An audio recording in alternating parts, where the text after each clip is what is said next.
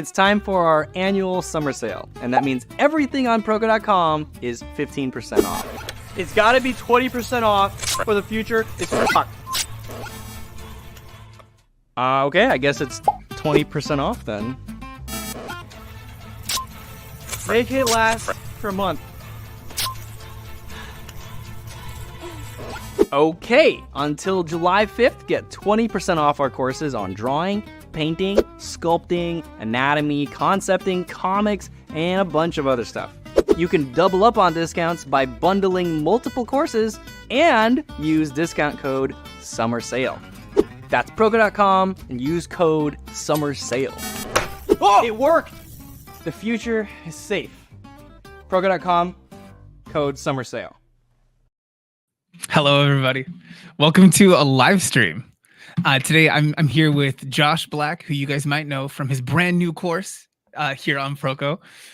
So Josh is an anatomy teacher who I think people seem to like what you teach, Josh. They like the art that you make. They like the things that you teach them about it. How's your day going so far? Oh, it's been a busy morning. That sounds right. Lots of attempted prep work and attending to my kids a lot. So That sounds right. yeah, it's been one of those mornings. Yeah, and I mean, on top of that, you're a busy concept artist working in the game industry. Do you do work for hire outside of the studio that you work at? Yeah, not a whole lot. Since we're a startup company, we're pretty busy. We're a smaller team, so our workload is pretty big. It's awesome. Like I love working for an independent studio, a startup.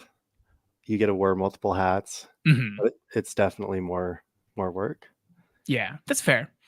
So yeah, I appreciate you taking the time today away from your busy kid schedule, teaching other people, drawing for so many things, to do this stream. Today we're here kind of in support of the Proko Summer Sale we've got going right now, which can allow you to save 20% off on things, like Future Stan said in that video you guys just saw. But yeah, Josh is going to be doing some anatomy lessons, some breakdowns, right? Yeah. Today I thought we could do like an open drawing session together. So I included all the ref on my screen, so hopefully everyone can follow along. And these are kind of what I call focused studies, where we're just going to zoom in on one part of the body and kind of focus on that, so we can go a little more in depth on the anatomy instead of zooming out and doing a full body gesture. Mm-hmm. And yeah, we have like several images that we can draw during this live stream, and yeah, I think I'll try to give tips and thoughts here and there, but I think for the most part we'll just try to draw together. Yeah. Okay. Yeah. If you guys have any questions about anything that Josh is doing throughout it, he'll be talking about his process. But if you have any particular questions, just drop them here in the chat and kind of just start them with a little cue, just so I can see them a little bit easier. Otherwise, they'll just be lost in all of the things of people asking if the stream will be archived. Yes, it will. All right, Josh, take it away. All right. So if you've watched or followed my YouTube channel or any of these previous videos I've done, I always start off with warm-up exercises. So I think we'll start off with that. I'm using my soft sketch brush, just so you know. That's like a question I get all the time. I think every artist gets that question. Mm-hmm. So I wanted to throw that out there. I appreciate that. You're welcome. The thing I really like about this brush, though, is it has, if I enlarge it, you can see it has a soft edge on one side and a hard edge on another side. Mm. So I think by default, it gives you a little more variation and excitement to your line. It's fair. And when you apply a little bit of pressure, you can kind of get a softer line, lighter line for doing block-ins and lay-ins, which is really nice. And then if you shrink the brush down, you can get that nice, like really sharp line. Hmm. Um, I know a lot of people ask me like how I get that variation, and that's how you do it. Just uh, enlarge the brush when you want that softer line, and apply a little less pressure, and then shrink the brush down Okay. to get that sharper line. Is this a brush that comes with your course? Yeah, Okay. definitely. This is one of a dozen of my favorite sketch brushes that I include in the anatomy kit bundle. Okay. So Yeah. this is probably my favorite one right now, that I love doing my gestures with. Nice. Okay. Yeah, So you guys can find that. I know this, like, we've had so many mentions of courses and things. But if you guys are interested in the course that he's talking about and the brushes he's talking about, there's a link in the description as well as a link here on screen. Looks like you're doing your warm-ups now, Josh. yeah, so I usually start off just filling pages with circles and ellipses. It's a way for me to warm up my wrist and my shoulder. When I'm doing these circles, I'm trying to draw more with my shoulder.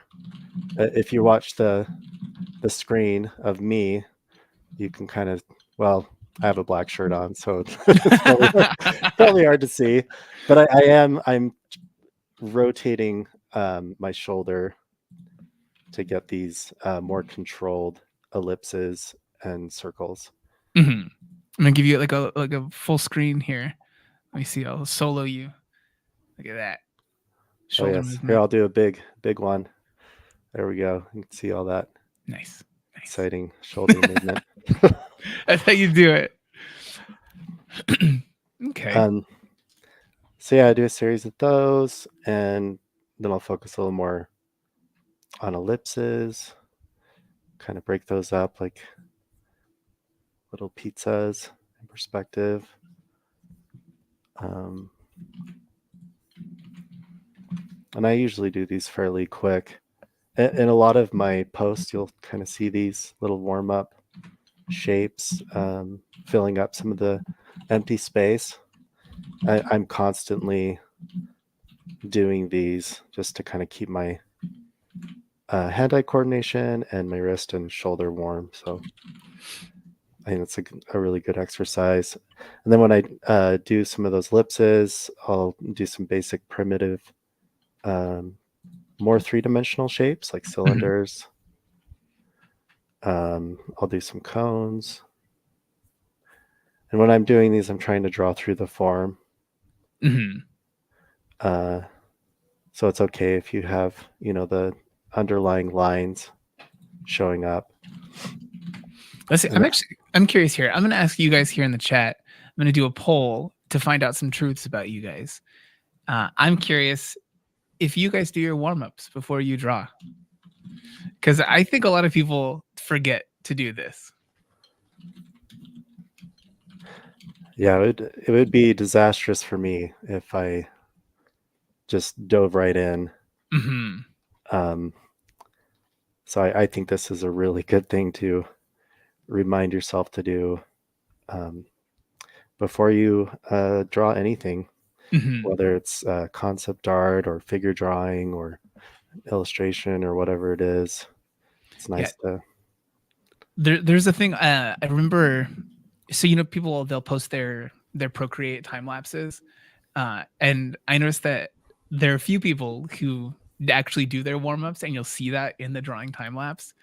Like it's probably their first drawing for the day or something, and so you'll see what's this final piece. It's going to be some like super epic dragon fighting an angel or something, and so you see the piece, and then it goes to the white screen, and it's just them drawing like cylinders, ellipses, straight lines, uh, and then the actual piece starts to build out. So it warms my heart every time I see it.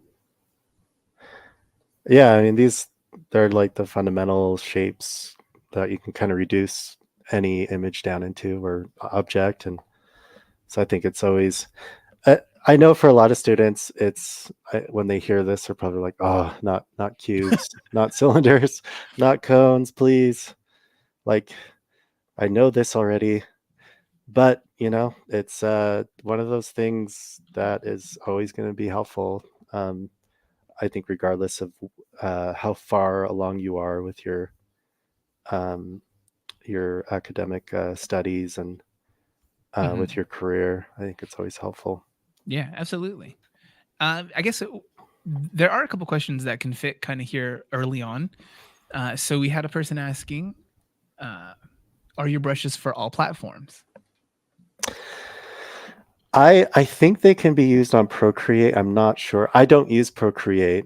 Did you built these for Photoshop first? Yeah. They're ABR files. Mhm. So I think you can transfer those to Procreate. Yeah, as long as they don't use hyper specific brush dynamics things, you should be able to use them elsewhere. Uh, it doesn't sound like you have anything too crazy, maybe like the brush tilt. But most of the functionality of the brushes should work on both. Well, on multiple, not just Procreate and Photoshop. Yeah, I definitely need to do more research on Procreate. There's so many people that are using that now, and I work from home, Mhm. and I have my Wacom Cintiq that I use, and I've had it for like 13 years now, and just I love that. It feels the most like traditional sketching, so I haven't really dabbled in any of those other platforms. Yeah, I mean, especially if you're in a situation where you're doing something where people are going to be using it in other Adobe programs, sometimes it's easier just to work inside of that infrastructure. Like I find myself drawing in Photoshop when I'm home because I'm going to take that over into After Effects to make it move or something like that.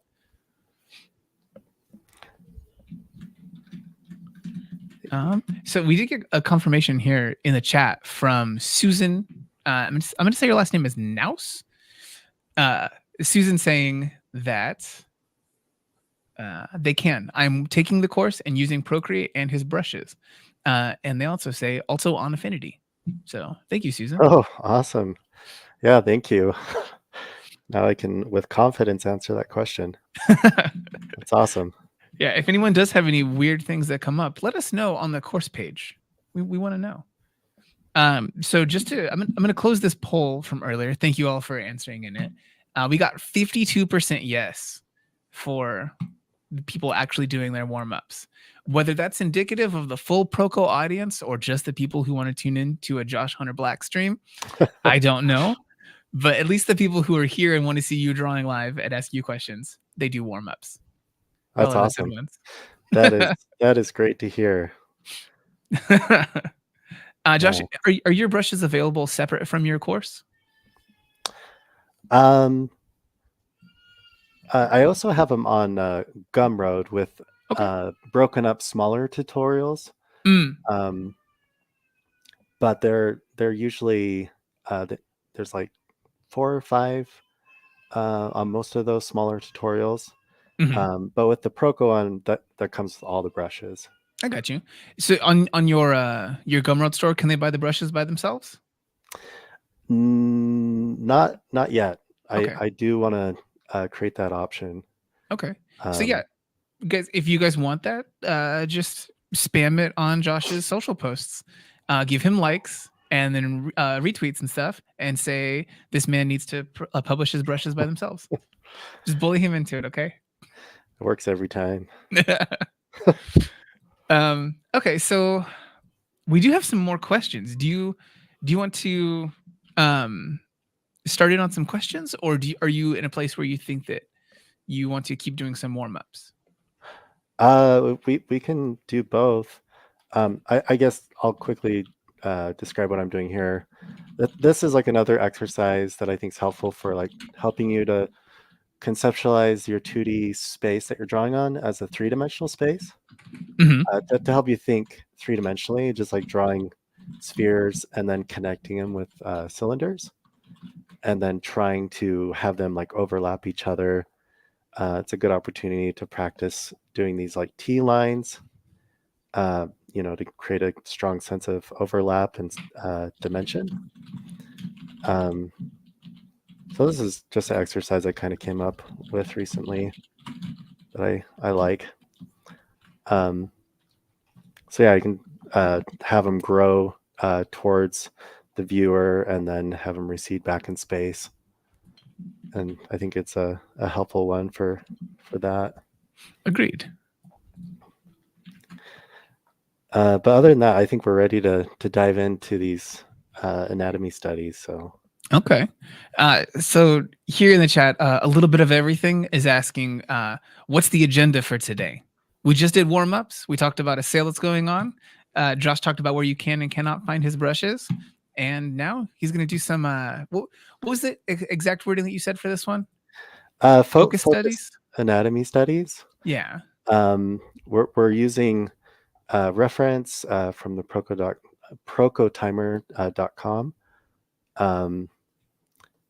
And instead of doing a full gesture or full figure drawing, I know for a lot of people it's kind of overwhelming and can be kind of like a daunting task. And I think this is a way that makes it a little easier to analyze specific parts of the body of the human figure, and maybe help you develop a little more confidence in drawing. So I know with gesture, when you can tell the proportions are really off and things are not quite gelling together, it can be pretty frustrating. So I think that's a great exercise for learning anatomy, structure, and also developing maybe a little more confidence. So we're going to do a series of these today. Okay. This sounds good. I'm in.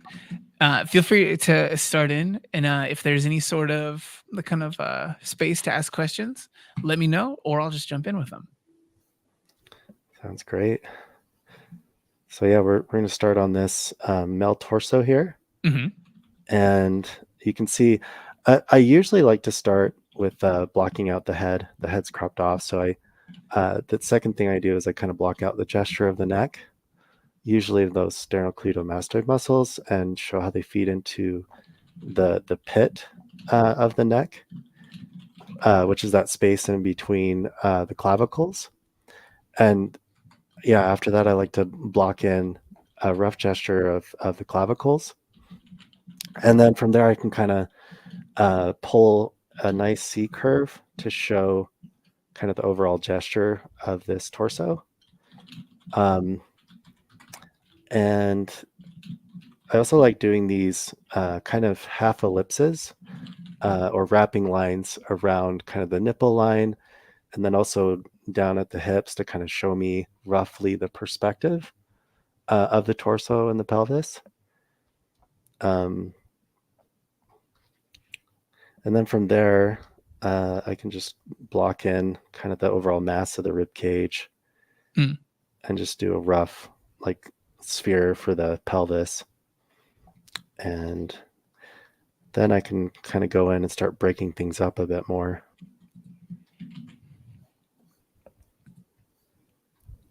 Is there a thing that is your favorite to start with? Like every single time that you have to decide actively not to start with? Well, usually it is the head. Okay. The classic. Yeah, the classic. Just go right for the most painful, detailed part of the body. Yeah. I do that because if you can get the proper connection of the head in relationship to the torso, then that's a pretty good starting point. If you don't know that at the beginning, and even if the rest of the figure looks really nice and you can't get the connection between the head and the torso down, it'll look weird, it'll look off, and you'll be very, very frustrated. So I personally like to make sure that connection of the head to the torso is there as a starting point. Okay, that's fair. Man, you guys have some good questions here in the chat. I appreciate that. Sometimes people come in with questions and it's just like, it's just due to questions. Sometimes people exclusively asking about brushes, or like, how can I draw, which I mean is a fair question, but they just want something a little bit deeper typically. Yeah, I had those questions when I was a student for sure. Absolutely. Me freaking too. Whenever I think about someone asking like, what's that pen? I just I remember myself, at every time that someone else asks this question, for them, it's possibly the first time they're asking this question to anybody, even if it's the 500th time that you are hearing it that day. Right. Yeah, I remember at BYU where I went to school. Mhm. I had an amazing teacher, Ryan Woodward. Um, he has a very well-established career in animation. He was an effects artist, a storyboard artist, and he's worked a lot on like Marvel films, doing animatics, and he's amazing. And of course, everyone is like, "Oh, how do you hold your Conte when you're drawing on newsprint?" Like everyone almost felt like that was the most important thing to know is how he prepares his Conte, how he sharpens it, how he holds it. Um, but really, like all the confidence uh, of his drawings just came from years of experience and lots Mhm. of pencil mileage, and from that knowledge of studying anatomy and having that muscle memory built up.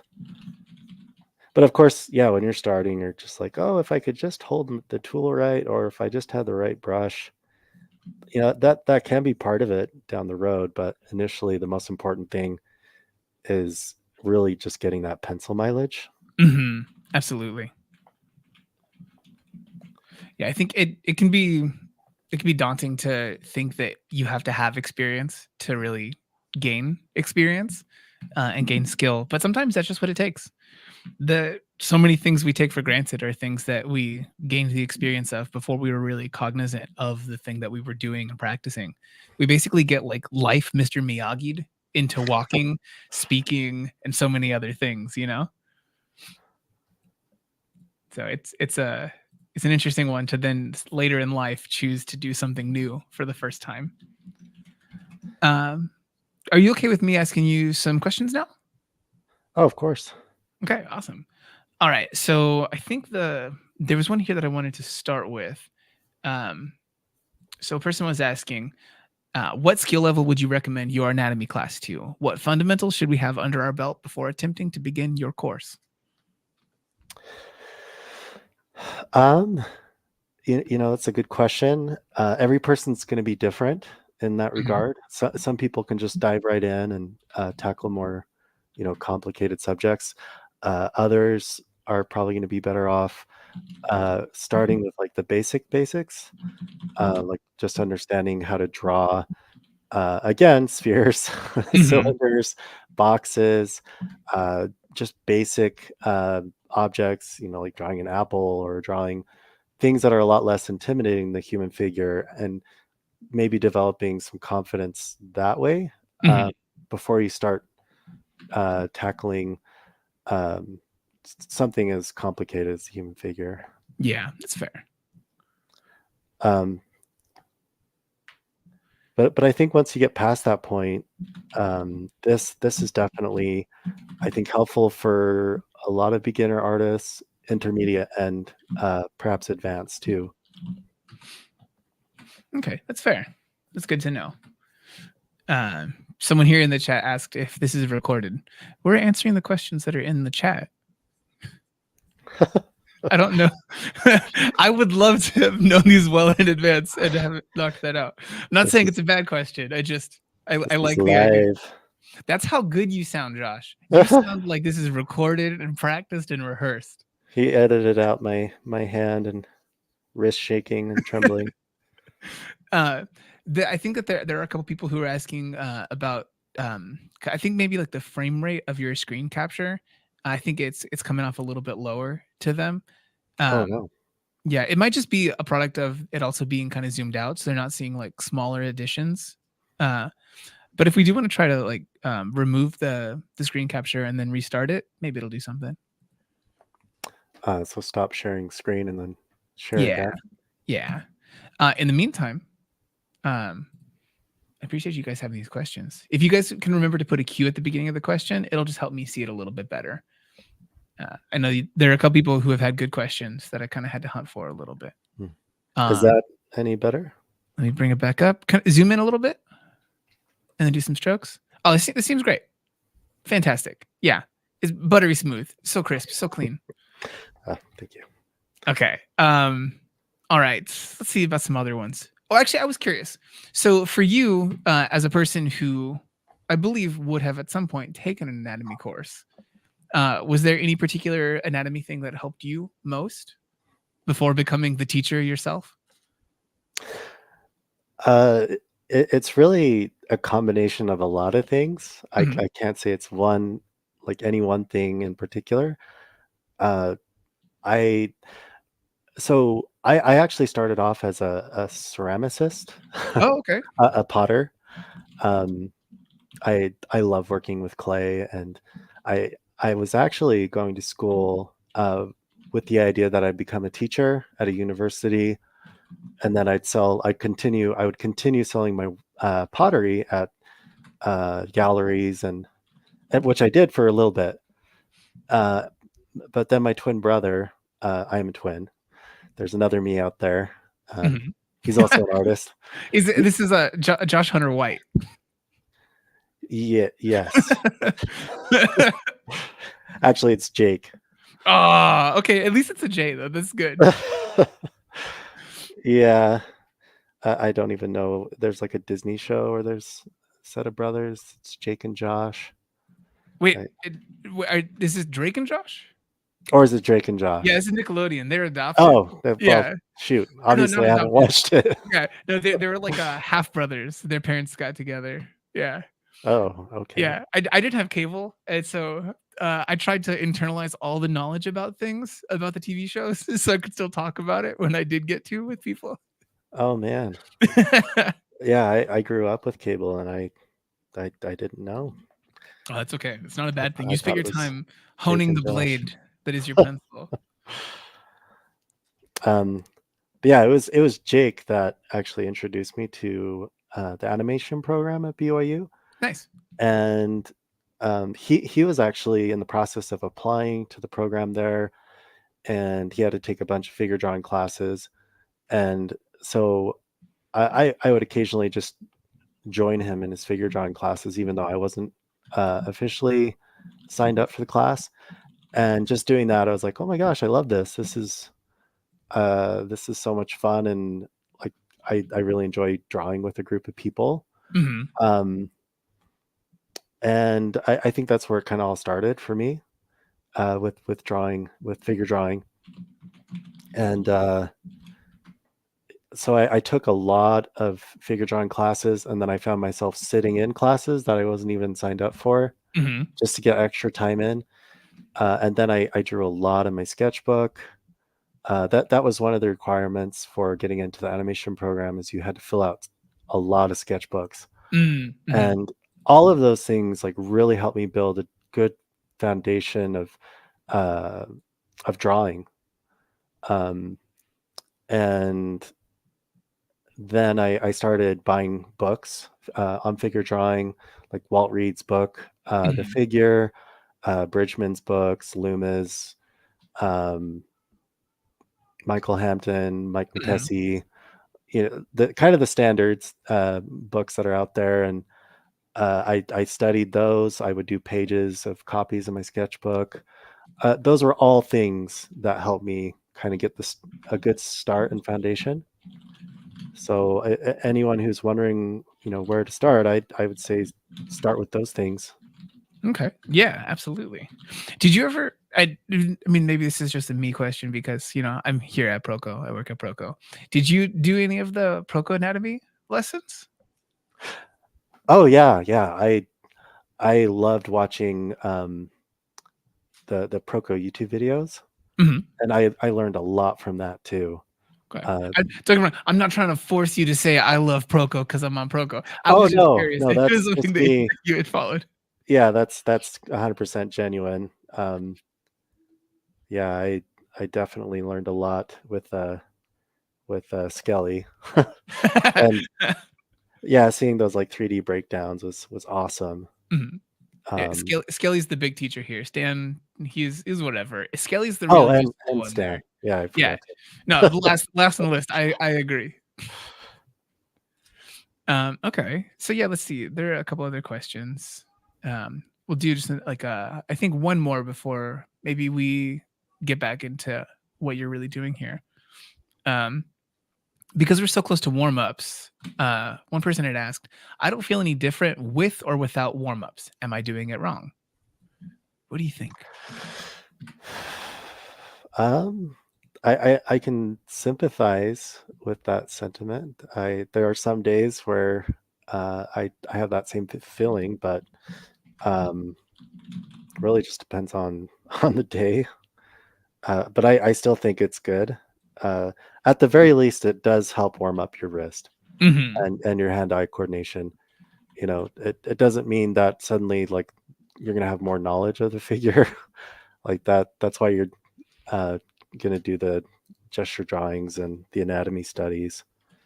Um, so if you don't have that knowledge quite yet, it's still going to be difficult. Yeah, absolutely. Yeah, I think the warming up is something that you do to kind of like loosen the mechanism, like just get it started. It's not going to be the thing that you do and then suddenly everything just clicks and you're kicking out masterpieces. Yeah, it's just like I lift weights and I used to go to the gym a lot, and I would also warm up Mm, before mhm, any workout, and didn't necessarily mean that because I did my warm ups that day, I was going to suddenly lift more than the previous day. But mhm. it definitely helped, and you know prevented me from getting injured, and it was a good way to start off. Yeah, I agree. So just as a reminder for you guys here in the chat, I'll already have clocked your guys' questions and put them into the little doc here. Typing them more, it's not going to do anything except crowd the feed. Thank you. Um, okay. Yeah. So what do you think is next? I can kind of describe what I'm doing here. So I am just focusing on the torso, and we can kind of break down what we're looking at.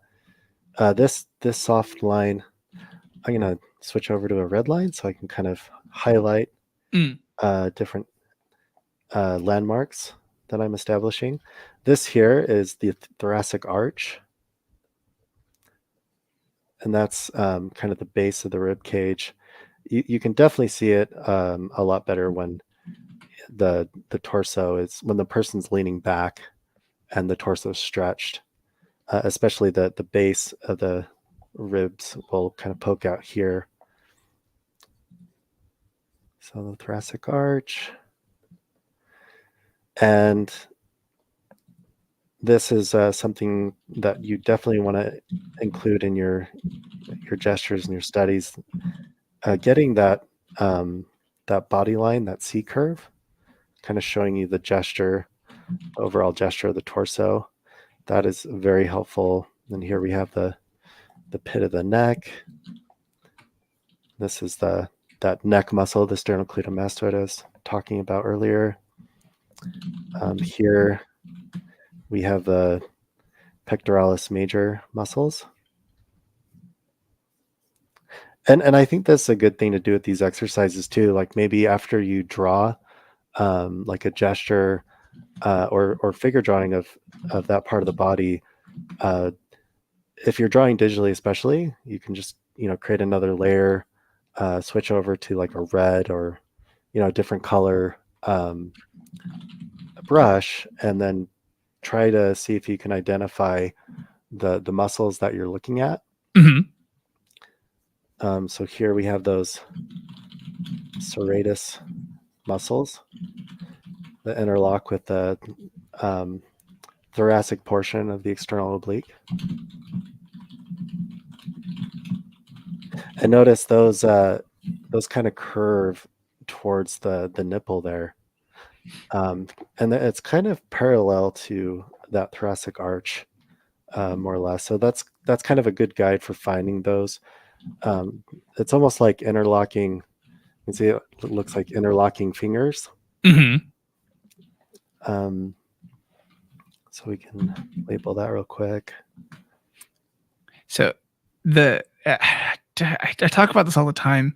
I couldn't remember the name of the serratus for a long time. Have I talked to you about this, Josh? Perhaps. So I just couldn't make it stick, even though it's such a clear thing, like like a serrated edge of a knife, even But Oh my gosh, I never thought of it that way. oh, really? Okay. Wow. Yeah. Just think because it's it's like a jagged kind of edge, like a sawtooth. But no, I would just call them the riblets. Oh yes, we did talk about this. Yeah. How could I forget the riblets? Yeah, It's like the one muscle name that I'm never really gonna let stick because I like riblets better. that is much more memorable. Mhm. I think everyone listening would be much better off remembering those muscles as the riblets. You guys definitely remember serratus, guys, please. But if you go forth calling them riblets, I'll be honored. We do have a Jacob Black here in the chat. Oh no. Is no icon, and they just said the riblets. I don't know if that's your Jacob Black. My twin brother. Jacob Black. If you are the Jacob Black we're talking about, his twin brother, say something that only Jacob Black would know. Just remember, I'll be seeing you probably later today, Jake, if it is you. There was a person earlier who was asking. I had to find the exact question in here because you guys have so many good questions. But someone was asking about kind of like a self-critique. Do you think that going through and outlining the different things that you have drawn in your study is a good part of self-critique? Yeah, for sure. I mean, doing this exercise, you'll very quickly. One thing that I struggled with, especially as an early like concept artist, um, I especially if I had clothed figures, I would sometimes design the figure or draw it without doing an underlying sketch of like the construction, the overall construction of the figure, and then drawing on top of that. So I think this exercise kind of helps remind you to check the construction of your sketch, and it's a good way, as said, to self-critique.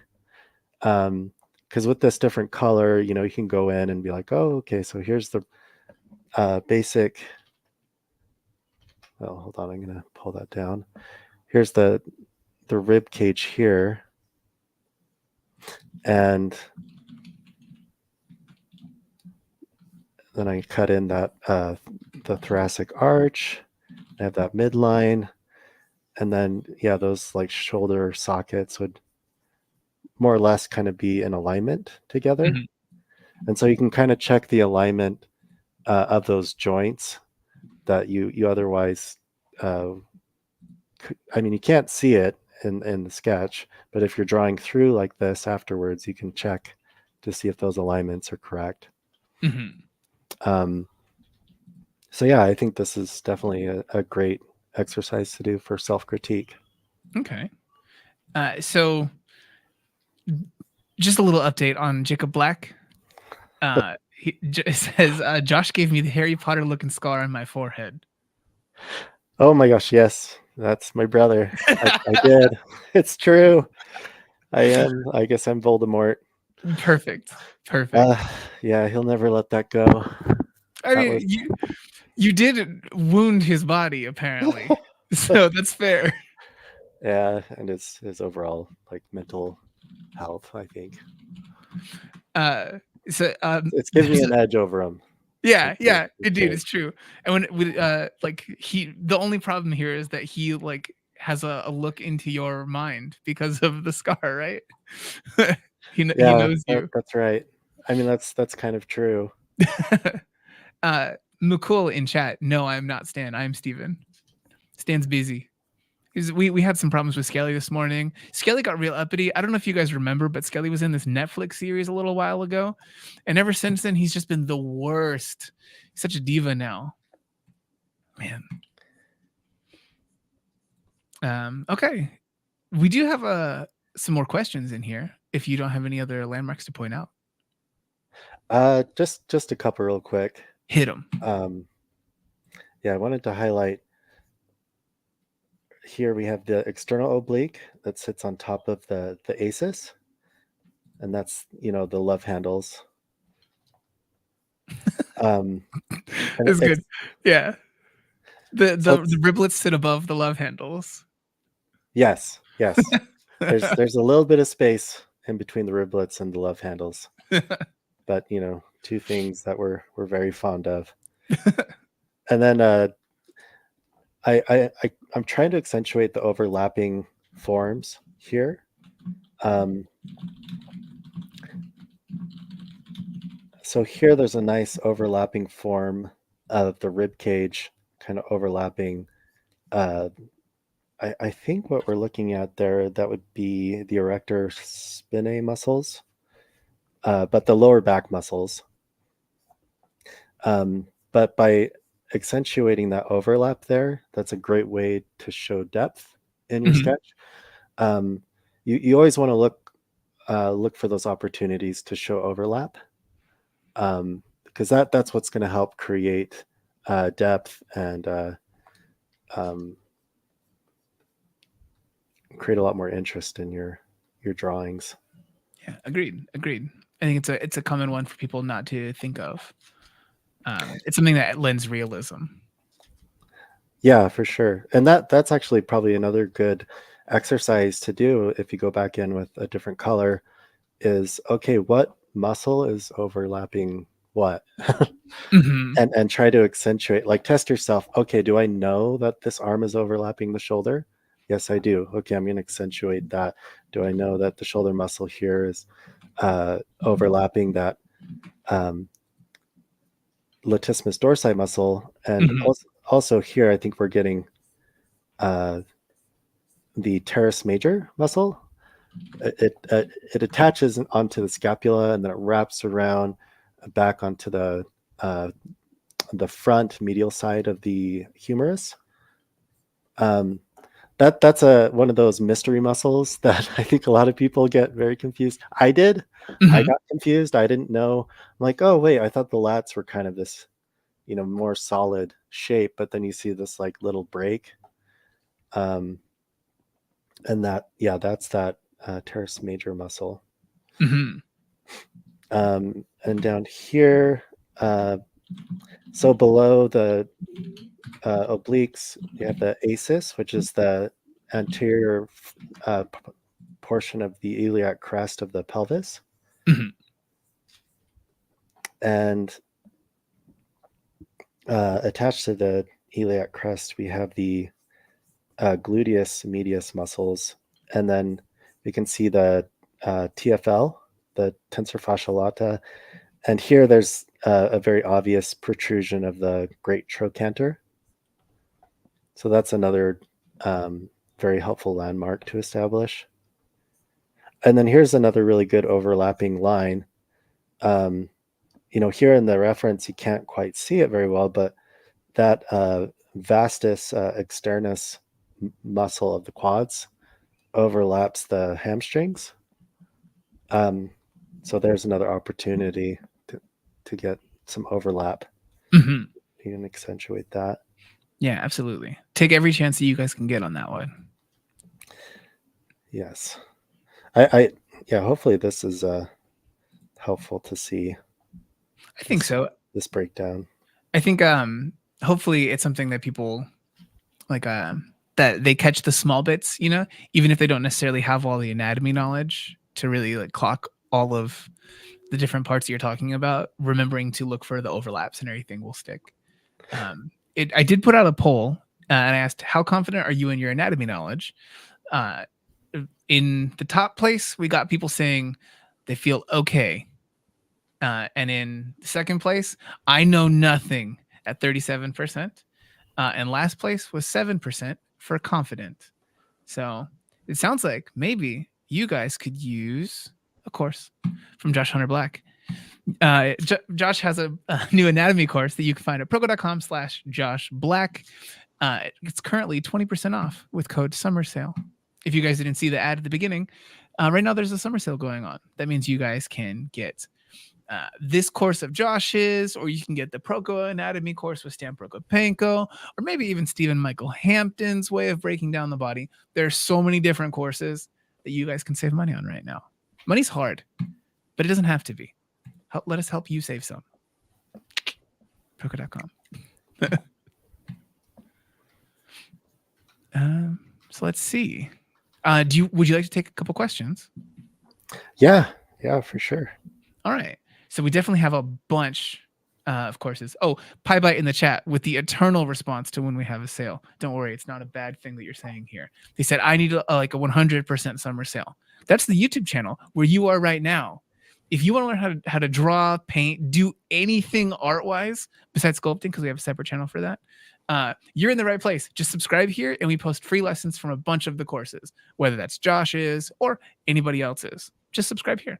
Totally free. We got you. So Sid in the chat was asking, if we do character design, how much % is the anatomy important? I think it's always very important. It's very helpful. So that concept of overlap that we just discussed, that's going to help you across the board with any discipline, whether it's illustration, character design, illustration, doing figurative work, portrait work. Like knowing enough anatomy to know what muscles overlap what is going to, as Stephen said, base it in reality, even if it is a very stylized character. Even like a flour sack, like that's like the first thing you learn how to animate is a flour sack. And one of the reasons for that is it's really easy to see the overlapping lines in the flour sack. But when you're doing characters, studying anatomy will help you know what forms are overlapping what, and that'll make it a lot easier for you to create those kind of convincing characters. But definitely the level of depth and understanding of anatomy increases quite a bit if you're doing realistic characters, for sure. I guess another one here that I think I'd pair with that one would be, from Hunter Once is the name. Do you have a tip on practicing poses from imagination? Does that require practice from reference? What do you think? I think a really good exercise for that is, one, drawing from imagination. There's a routine that I used to follow. I still try to follow it when I can. I try to do like 1 page of anatomy studies, 1 page of gesture drawings, 1 page, and then after that, 1 page of master copies. And that can be of like old masters or contemporary artists. And then I'll do 1 page of imagination sketches, which is out of my head. I put all the reference away, everything that I looked at. And then as I draw from imagination, I try to recall some of the shorthand techniques I learned from my previous studies and incorporate that into my now imagined drawings from my head. And I think that's a really helpful way to get better at that. Also, an exercise I used to do with one of my coworkers at Avalanche, we used to challenge ourselves to look at a reference image for like 3 minutes, no drawing. You don't even touch your pencil. You just look at it, analyze it as much as you can, knowing that you're going to put that away, and then you're going to try to draw it from memory. And that's, I think, a very helpful exercise if you're just getting comfortable with the idea of drawing from imagination. And there's some people who just naturally, I think, are more gifted at drawing out of their head. So just keep that in mind. Everyone's going to be different. There's going to be some people that have a greater propensity for drawing representative work, figurative work, drawing from reference. And then there's going to be those artists that like naturally they can draw from their head a little easier. But doing those exercises will kind of help you be good at hopefully all of them, at a proficient level. But yeah, don't get too frustrated if there's other fellow students that you are in contact with or that you see that just seem to get it naturally, it probably, means that that is a strength they have, but you'll probably have a different strength. Like we all have our different strengths and weaknesses. So Absolutely. Yeah, I think that a big thing that comes up a lot is people who are doing anatomy courses or figure drawing courses or anything like that, whether it's on YouTube or on the actual Proko website. People talk about not being able to internalize the things or having to like revisit the actual anatomical scientific knowledge of something versus just drawing from imagination. And some people are better at one thing than the other, and some people are just a clean split of both of those things. Here in the chat, we have Rimbert Montalde, of all people, who came and mentioned, I still relearn anatomy every 6 months, or else I forget. So even if you do know, it's good to get a course to refresh it. I agree. And if you can trust anyone about having to, like how to draw from imagination, I think it's Rimbert. yeah, I 100% agree. I feel like I'm always a student, Mm-hmm. and I'm constantly having to do my studies and sketches every day. Absolutely. But the nice thing is I love doing it, so it's not that big of a chore. That's true. Yeah. If anyone here doesn't follow Josh on socials already, that's the name that you guys should follow him at. You can see him actively doing his studies. He's doing his drawing gym workouts every single day and posting them. It's wild. I did actually notice. So, like, to bring up a different thing here, some people will ask where you find your references and this or that. One thing that you've been posting a lot about is the timer tool on Proko. So it's proko.com/timer. It's 100% free. It's a time drawing session. It's something that you can do really often or just whenever you can, to kind of warm up or to do actual active study. There's a bunch of free photos in there, and you can set yourself up small, like really quick sketch kind of sessions, longer sessions, medium sessions if you need it. And yeah, there's free photo packs, or you can use any of the photo packs that you got on Proko from some of the places like Graphite and other references that we sell. And you can just load those all in there like you're doing a live session. Patrick here in the chat does them all the time. And Josh Hunter, Black, here does them all the time too. Oh yes. But yeah. And I think that's one of the biggest things is like if you really love drawing, like all of these things hopefully will be enjoyable to you. Mm-hmm. And to me, that's like one of the biggest things that kind of separate those who are going to be successful and those who probably won't be successful. Is how much you love doing it. If you have a passion for it, like it almost doesn't matter how you approach. You're just going to dive in. You're going to draw as much as you can because you love it. Yeah. But that said, there's still going to be a lot of frustrating moments, even if you do love it. So that's natural too. Having those moments of frustration where you feel like you're hitting a wall. Yeah, absolutely. I guess I don't know, Josh. Do you want to keep with this reference, or would you like? Let's move on. Yeah, I mean, don't get me wrong. You can work away on this one if you so choose. I just don't know if you want to. Let's move on to yeah, we can focus on the anatomy of the arm here. Okay. So there's a fun story for these references with this gentleman. It's an old Proko photo pack. You can see him in some photos, some videos and stuff, older Proko ones.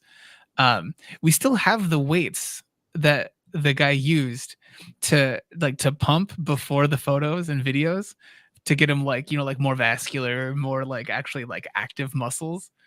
Oh, really? Yeah. So whenever you see like the recordings where people are recording digitally, where they're not just on like the white backdrop here at Proko, the chances of those weights just being off to the side from where they're doing digital art, it's near 100% that they're just like right next to them. That reminds me of like the making of the movie Predator. Okay. Like all the actors on that, almost before any shot, they would like sneak off to get a pump to get jacked for the next shoot. That sounds right. Yeah, because it doesn't just happen naturally. If you're just walking around, it's not that all your muscles are activated. Yeah, if you have anything important on your schedule, just Go do a pump. yeah, go get pumped, and you'll be prepared for whatever it is. Yeah. I think that, you know what, Josh, we make jokes about that, but that's great drawing advice. Regardless of whether you think you're going to draw anything that day, do your warm-ups in the morning. Get That's art right. pumped. Exactly. Hashtag get art pumped. Please. Art pumped. Yeah. There we go. Gotta patent that. Can we get some hashtag get art pumped in the chat? So yeah, as you're studying the arm, is there anything that you look for in particular as your starting point, or anything that you like to make sure that you nail in the beginning? Oh, you know what? I'm gonna start over so I can show the process a little better. So since I'm focusing on the arm, I'll start off just kind of blocking out the shoulder mass, just the simple circle, and then I'll just get the basic lines of action. With this pose, it's pretty easy. You just have these tapered lines that feed into the fist. Mhm. And then, you can even just do a little circle for where the hand would be. And that's like a good start, I think. It just gives you the general idea of where everything is. And then from there, you can start breaking it up more. Yeah, this guy has massive triceps. Oh my gosh. Yeah. Look at these. Yeah, I don't think there's any part of his body where I'm like, yeah, that's actually kind of small, except like maybe his ears. That's like the only thing, and you can't work those out. That's, like, I don't think too many people want to Enlarge their ears. enlarge their ears. Yeah. I would take the reverse. I want to I want to do the workout that shrinks my ears. Please, thank you. I mean, big ears are aesthetically pleasing as well. Oh, absolutely. Yeah. No, I think there's a reason that Luffy's got giant ears in One Piece. They're a character trait. Yes. While you are working on this, I think this is a perfect one to bring up right now. Stonks is asking, do you listen to anything, whether it's music, background sounds while you're drawing? Do you listen to like anything, podcasts, music, anything like that? Yeah, I do.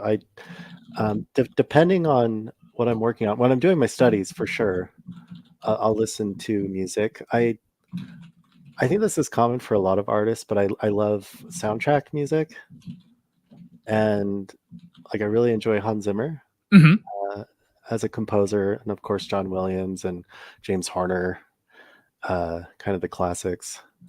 The nice thing about those is they kind of feel like they have a narrative going. They don't have any lyrics, so they're not too distracting. And for me, they're nostalgic, so I enjoy listening to that kind of music. Yeah, absolutely. I think a favorite soundtrack for me was the Princess Mononoke soundtrack from Studio Ghibli.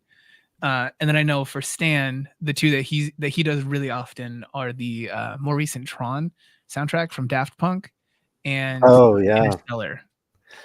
yeah, those are good ones too. Yeah. What do you guys in the chat listen to? Let us know.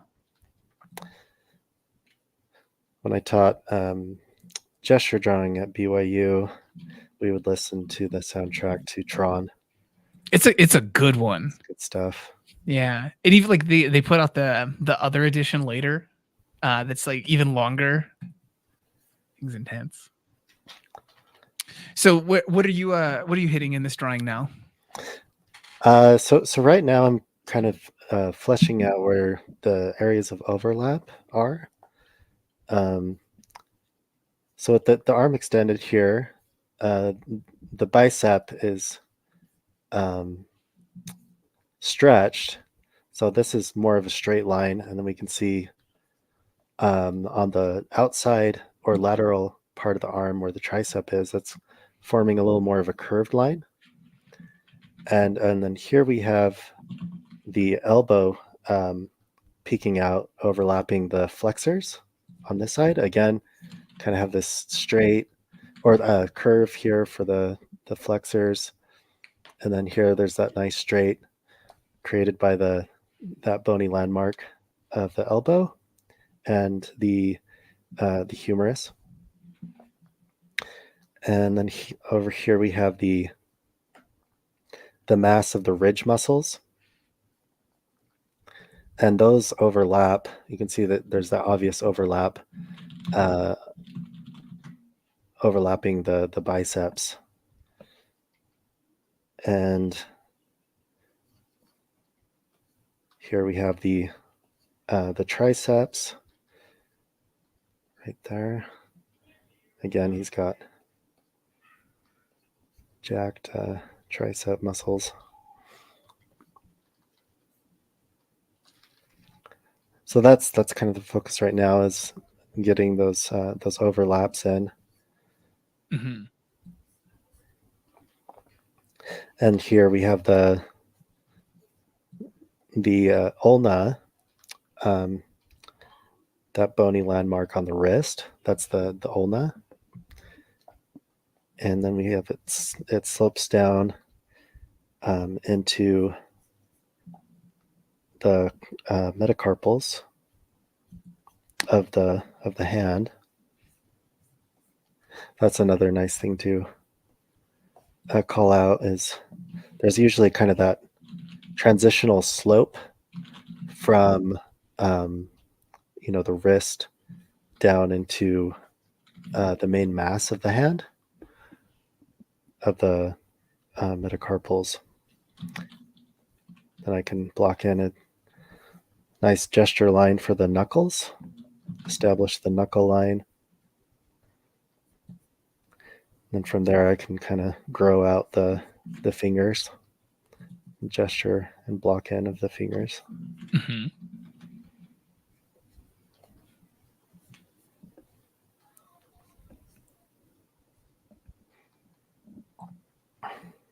So in the chat, I think this might be something that will come up in this stage of your drawing. Sam was asking, how do you know what parts of anatomy to accentuate versus what to sort of fade out when drawing? Is it a matter of personal preference? For me, it's just contrast. In what regard? Well, here this ridge muscle, I mean, there's a lot of contrast right there. Mm-hmm. Whereas these extensor muscles, there's a grouping of them, but there's not a lot of contrast there. That you can see like little slight transitions in the planes there, but it's not noticeable enough to where I'd want to focus on that. So yeah, kind of go like where your eye goes, really, and then focusing again on those areas where there's overlap. Mm-hmm. And when you establish those things, then you can go back in and flesh out the more subtle details. Mm-hmm.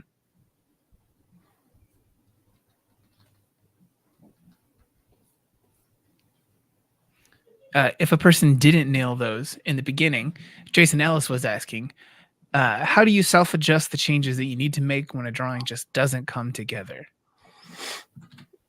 Well, don't feel hesitant to erase. Mm-hmm. And if you're drawing digitally, you can take advantage of the transform tools. Like if I needed to move this muscle or make it bigger or whatever, you can use those transform tools. I think the important thing is that you're noticing that it's wrong. So I think sometimes it's helpful to go ahead and correct it. You don't have to think like, oh, I messed up, so it is what it is. Probably, I think it's good to do drawings where you edit, you erase, and you redraw and try to make it right. But when you're doing gestures, sometimes it's best to just start over and just learn from your mistakes and then draw it again. But I think a balance between those two. I wouldn't just do one or the other. Yeah. So I'm trying to like look through a couple of questions in here, see if anyone's put any new gems in the chat. Rafa was asking, I can easily copy a photo, full body, body parts, draw anatomy, but when it comes to drawing my own drawings from memory, I suck at anatomy. How do I fix it? How can I memorize the body parts? Was there something that you found helped you, or was it just kind of like a repetition with intentional study? Repetition with intentional study. And again, I think, as I mentioned before, if you you do your master copies, your gestures, your anatomy studies, then you do your drawings out of your head, you'll have a little more information to draw from. Literally. Yeah. And I think that's a good way to improve on drawing from imagination. The nice thing about doing it in that cadence is if you do that over and over again, let's say you try to draw the torso out of your head and you realize, oh my gosh, I don't know where the rib cage ends. Take a note of that. Remember that that was something you struggled with, and then let that be your focus in your next round of studies. And then the next time you draw that out of your head, hopefully you can improve on that. And over time, just little by little, you'll get better and better. As I think the important thing is that you discipline yourself to really take note of the things you're struggling with, and then let those things be the focus of your future studies. You're not just drawing, messing up, and going, oh man, that sucked. Yeah. I think it's don't just get discouraged at the thing, and don't just abandon a piece. Do that correction, like you said. I think it's more helpful to do that than just to write something off every time. And that's just a good life lesson. Yes. The flip side of that is to also know when to just go ahead and abandon something, but don't go straight to it,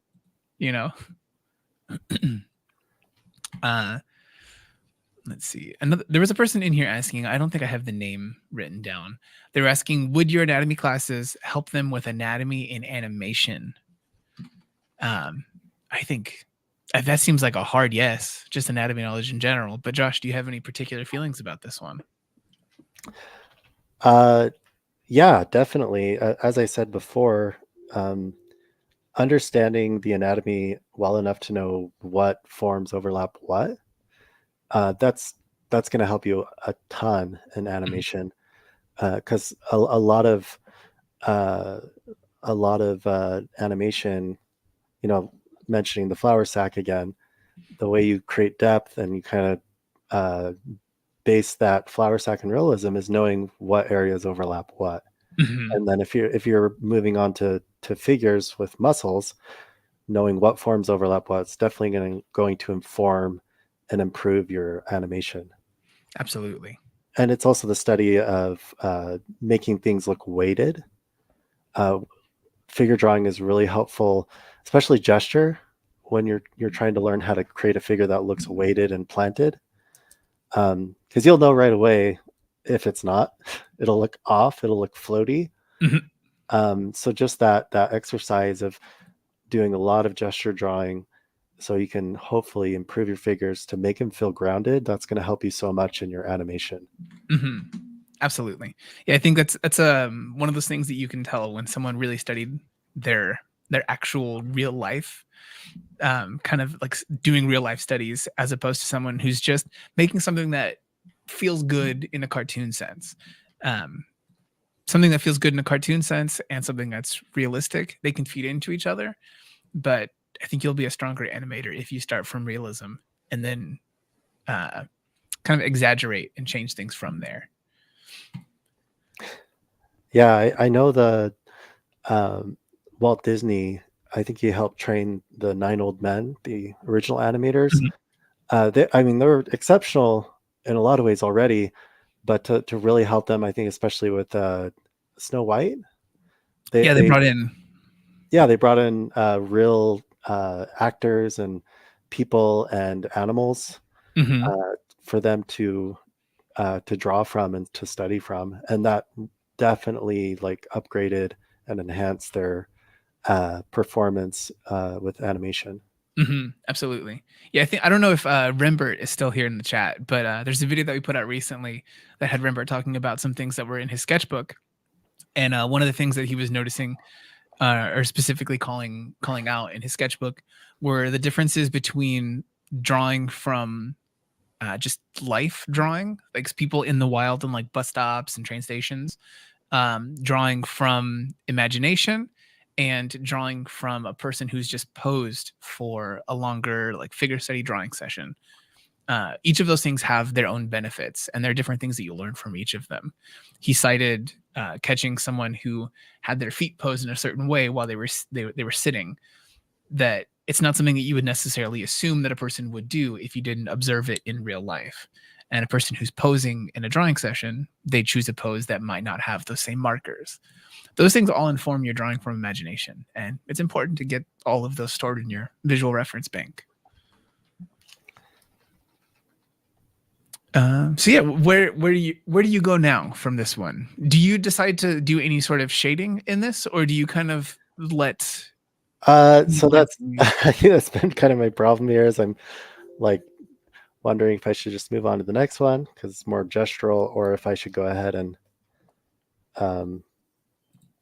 start rendering this out a little I bit. feel like if I'm speaking for the people in the chat, I think usually they just want more visuals. Don't get me wrong, they would love a shading lesson also, but they The seem to get gesture is a bored. little more exciting. Yeah. All right, well, let's move on. We can move on to the next one, but I'll hurry and again do that little breakdown. Sure. Yeah. Again, here we have that ridge muscle that overlaps the bicep. Here we got the biceps brachii.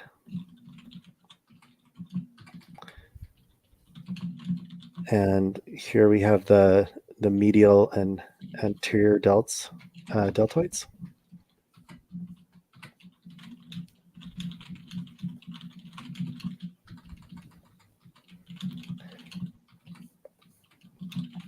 that tricep muscles. And then in between, we have the brachialis.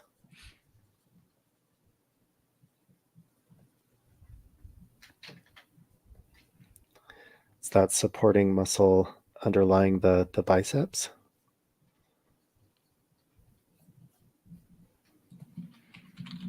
Like, I hope that people out there are just like writing down muscle names furiously right now.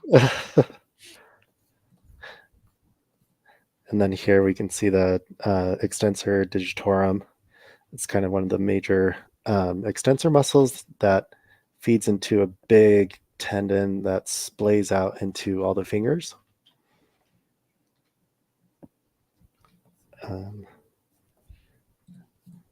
And I think it's important to remember that the elbow is actually formed by the ulna latching on to the base of the humerus, and that's called the olecranon. Furious writing. Yeah, terrible. Furious No, writing. no, I'm not saying for your writing. I say for the people on the other end. They're like actively writing down the names of muscles right now. Yeah, I'm sorry. My handwriting is and then this mass here is the flexor group of the forearm. So flexors, and then on the top side, those are the extensors, for just to simplify it down. Yeah, and then back here we can see the lats. All right, I think we can move on to the next one. Nice. But yeah, I think just doing that breakdown is definitely helpful if you're trying to learn the anatomy and Yeah. wanting to test yourself. Absolutely. Yeah, I think like you lock it in like 3 different ways with that practice during the drawing, then identifying afterwards, and doing the names. Like it's a fantastic process. Just real quick, I did want to take a moment. There's a person here in the chat, Keith, who was asking, how does Josh's course differ from other Proko anatomy courses, such as the Stan Proko ones? So Josh's course is fantastic, first and foremost. I don't want anything that I say here to sound like I'm saying that one is better than the other. They're different. If you like what Josh is doing here, you're probably going to like Josh's course, and you should get it. It's on sale right now for 20% off. Use code summer sale. But one thing that is different about these two is that the Stan's course has 3D models that you can interact with, some ebooks and some other things like that. And I think it's really long and really dense. Depending on the flavor of anatomy that you're looking for, one is going to be a profoundly technical, long thing. Josh's, I think, is approachable in a way that still carries just copious amounts of information. Some more, I would say, like fully rendered kind of pieces versus something where in Stan's course things are rendered, but it's not going to be what a lot of people are looking for in rendering. I don't know, Josh, is there anything in particular that you want to highlight that's in your course? Yeah, I think there's a pretty big emphasis on gesture in my courses. It's definitely more of a linear approach, and I know in Stan's that's true as well, but there's a lot more on rendering. So if you're looking more for a linear approach to figure drawing, I think mine definitely focuses more on that. Mm-hmm. Yeah, both are very good courses. There's absolutely nothing bad in either of these. You can watch some of the free videos from both of these courses. So for Josh's, we have this stream, a previous stream that we did with him, and I believe that there's a free video as well that you can watch here on the YouTube channel. And you can kind of see if that teaching style works for you, and if it's the approach to anatomy that you want or need versus the other ones that you can see also for free on the channel. It's up to you, because like, while we can say what is and isn't in either of these courses, you're going to know the best, no matter what, though. Both of them are on sale right now for 20% off on Proko.com because there's a summer sale, baby. Yeah. So for Josh's course, you can find that at Proko.com/Josh Black. For the Proko Anatomy course, Stan's older course, you can get that at Proko.com/anatomy. I have so many things on screen right now, Josh. Look at all this. Now they're gone. Yeah, thank you for asking that question, though. I appreciate it. So I talked through all of your setup for this one. Oh, it's I am fine. so sorry. No, it's totally fine. We'll just start over on this one to talk through. But just adding on to what Stephen was saying there, I personally think it's really helpful to have multiple teachers that you're learning from. One thing that helped me when I was a student, I was always kind of doubting, like, oh, is this the right instructor? Like, I want to make sure I pick the right one.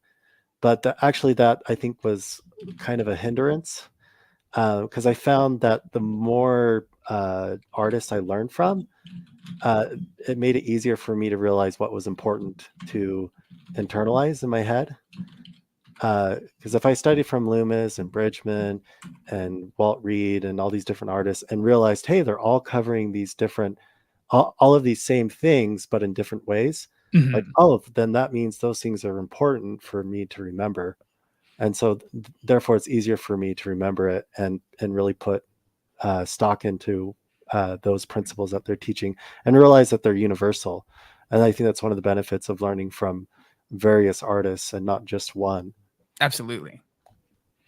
Yeah. Imagine if you only learned the things that one of your parents knew. Like, I don't know about you guys, but if I only learned the things that my dad knew, I would know nothing right now. Take the knowledge of multiple people.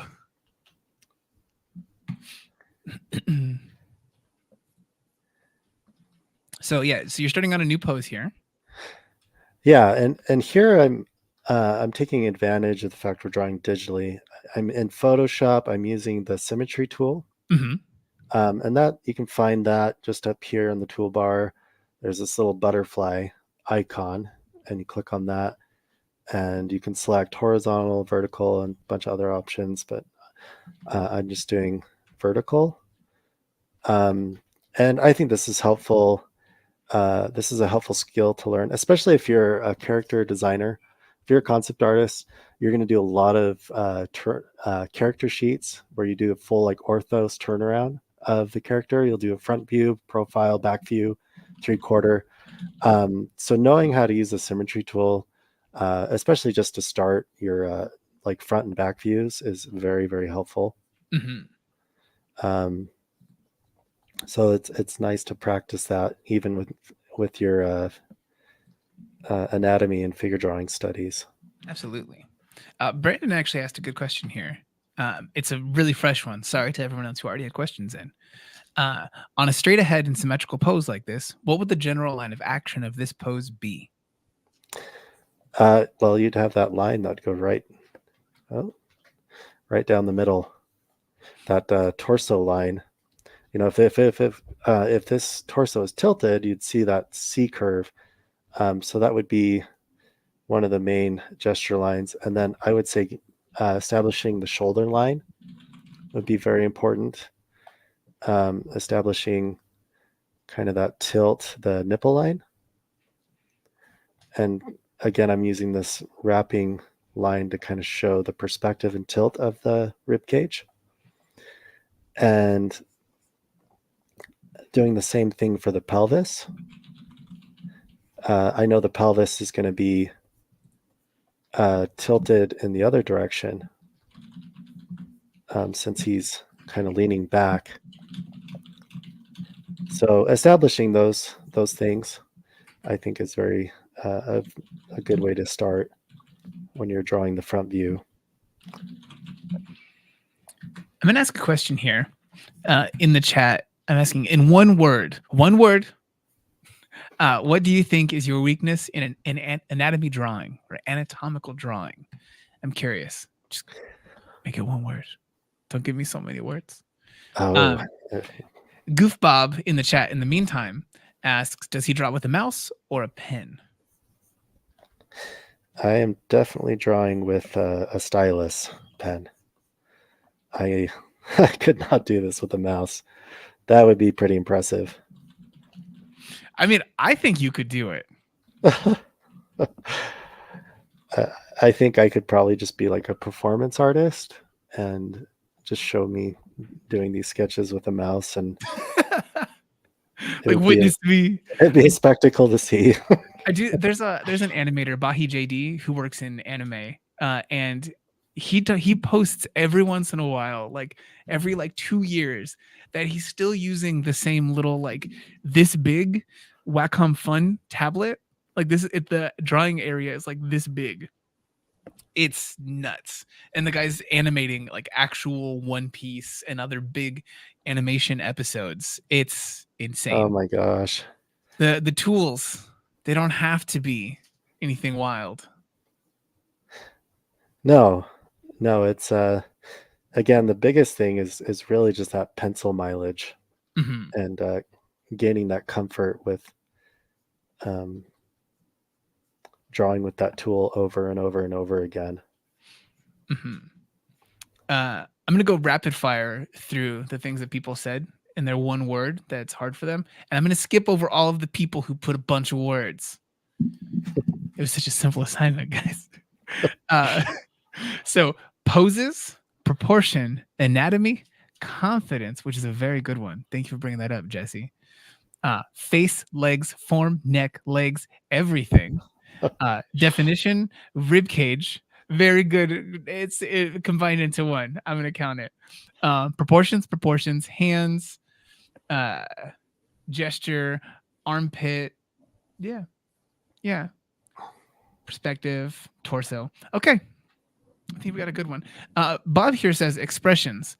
I don't know if that's necessarily an anatomy one, which I would also point out there's another person who put a thing up here and they put facial anatomy. Okay. Yeah, we could maybe tackle a face after this. Yeah. So what do you think are the key markers that you look for in this pose? Obviously the center line, placing the nipple line like you had mentioned earlier. But now that you're getting down from moving or from drawing at the largest objects, what are you getting down to for the smaller things? Okay, so yeah, the shoulder line, the nipple line, the tilt of the pelvis, and finding that thoracic arch, the base of the rib cage, finding the pit of the arms. Usually it's the base of the biceps. Mm-hmm. That's a nice one to block in, and usually that will line up more or less with the base of the rib cage. That midpoint of the arm, the elbows will usually line up with the base of the rib cage. So that's a nice kind of thing to look out for. Because if you make it longer or shorter than the rib cage, it's gonna look off probably, especially if it's more realistic. And then the base of the wrist. This is kind of like the Vitruvian Man. Yeah, true. Yeah, so it's making it really easy to do these kind of radial grid lines, you know. Mm-hmm. But the base of the wrist should line up. If I were to put them in a giant circle like the Vitruvian Man, the base of the wrist should kind of line up with the base of the crotch, and then you'll have the hands.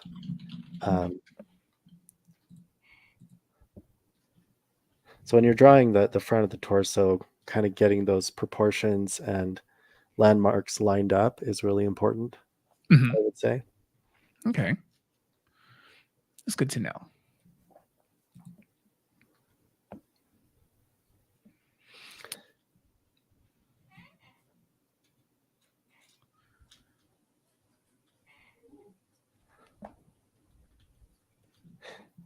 I think when you're blocking in the deltoids, I find that it's helpful to kind of use straights initially to block that in, and then you can kind of finesse it with some curves. Mm-hmm. But Absolutely. usually the basic shape of the deltoids will kind of be like this almost half hex shape. They'll have those like three sides. But again, then you can go back in and smooth it out. Another nice landmark is these little furrows in between the deltoids and the pecs. That's called the infraclavicular fossa. And you can also use that to do like a little gesture line to make sure the construction of the chest is symmetrical and, you know, in perspective. I'm gonna have to take off the symmetry tool here to mark that. Before you, like when you go to do this, a person in the chat, I was actually going to explain to them in text, but they were asking, how do I get the symmetry like they're doing? Where in the screen is that for you again? So you can see the full screen. It's up here on the toolbar. Mm-hmm. See that little butterfly icon right there? That's the symmetry tool. You just click on that and you have all these options: vertical, horizontal, and a bunch of different options. I usually just stick with vertical and horizontal. And right now we're using vertical.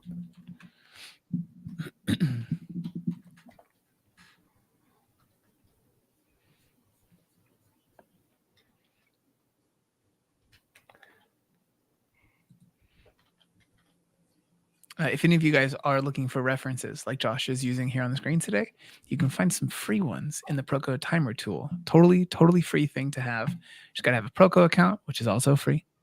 So proko.com/timer. There's a bunch more things that are built into that, but there's a bunch of free reference that's in there. You can get into more nitty-gritty things that you can find out about on the page.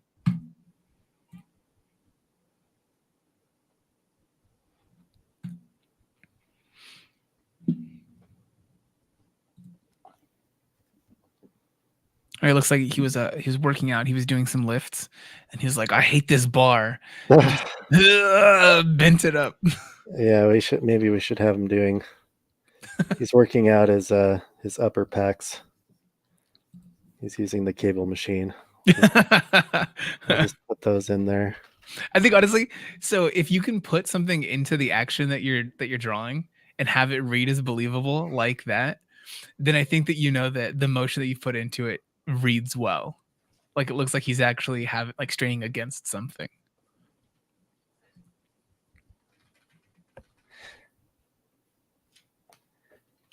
Yeah, we know that he was getting a pump just before this pose. Probably doing that very exercise. It's true. There's a question that's come up a couple different times throughout the stream here, and it's about your canvas and the DPI that you work at.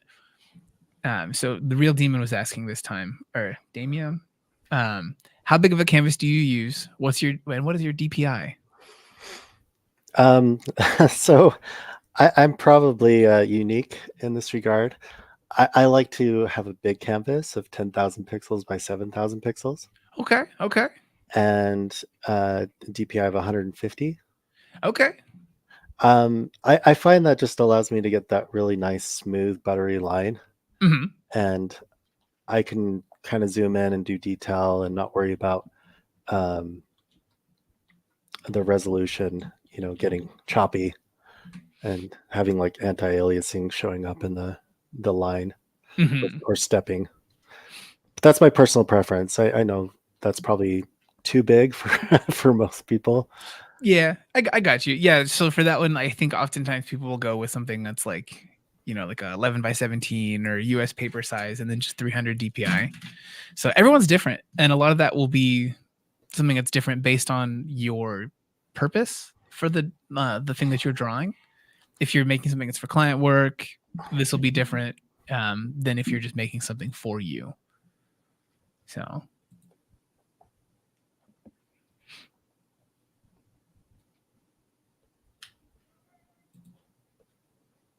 Finico in the chat is saying, I'm afraid to not use 300 DPI. That's fair. Me too.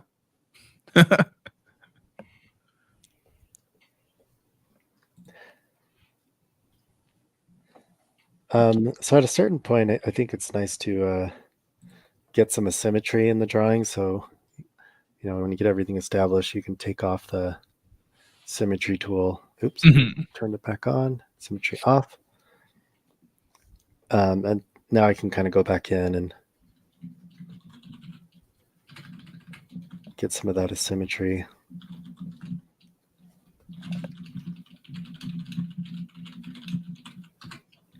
Like having that asymmetry and variation from side to side definitely helps add more interest to your drawing.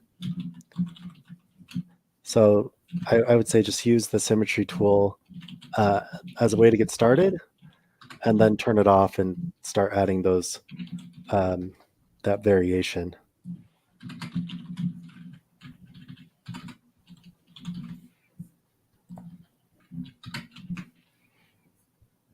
Now, is there anything that you think that is most needing attention to add some asymmetry into?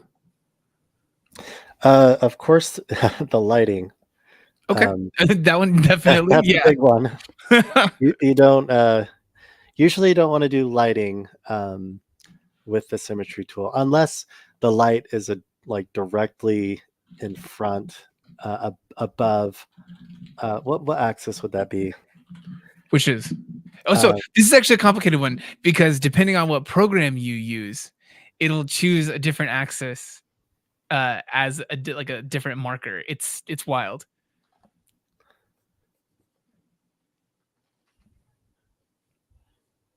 But yeah, adding that lighting in there, these core shadows and cast shadows, the light is coming from the left, so that immediately adds some asymmetry in your sketch. Mm-hmm. Yeah, absolutely. Yeah, otherwise, like you were saying, like if you put the light, if it's asymmetrical or if it's symmetrical lighting, then it'll go around and it implies that the light is coming from above. Mm-hmm. Yep.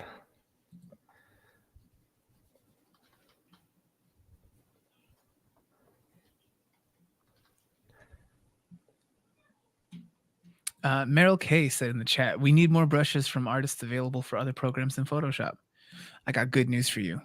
We got confirmation during this stream that Josh's brushes, while developed in Photoshop for Photoshop, work beautifully in a couple other programs at least. So to me, that implies that they work with probably all of them. There's some hyper-specific things for each different brush engine that some people can and can't take advantage of because they're not built into those brushes. But you can usually load the majority of brushes with an asterisk into most programs. Orso, with a $sign in the chat, asks, is there a better option between pencil and paper and digital to learn anatomy, or is it down to personal preference? I would say personal preference. But I think if you're going to go in the industry of especially concept art or animation, I think, well, especially concept art, I would definitely do both. I would, if you like drawing traditionally, draw traditionally, but also train yourself how to draw digitally. Because the industry standard usually is Photoshop, or I guess Procreate. A lot of people draw with Procreate. Yeah, I think those are the two front runners right now. Yeah, and the reason for that is you can iterate very, very quickly. You'll have an art director that'll look at your work and be like, oh, I want to change this color, I want to change that. And when you're doing it digitally, you can change the colors very, very quickly. You can change the size of things using the transform tools, or you can create duplicates if you're like doing costume design, for example, and then you just draw over the same figure over and over again.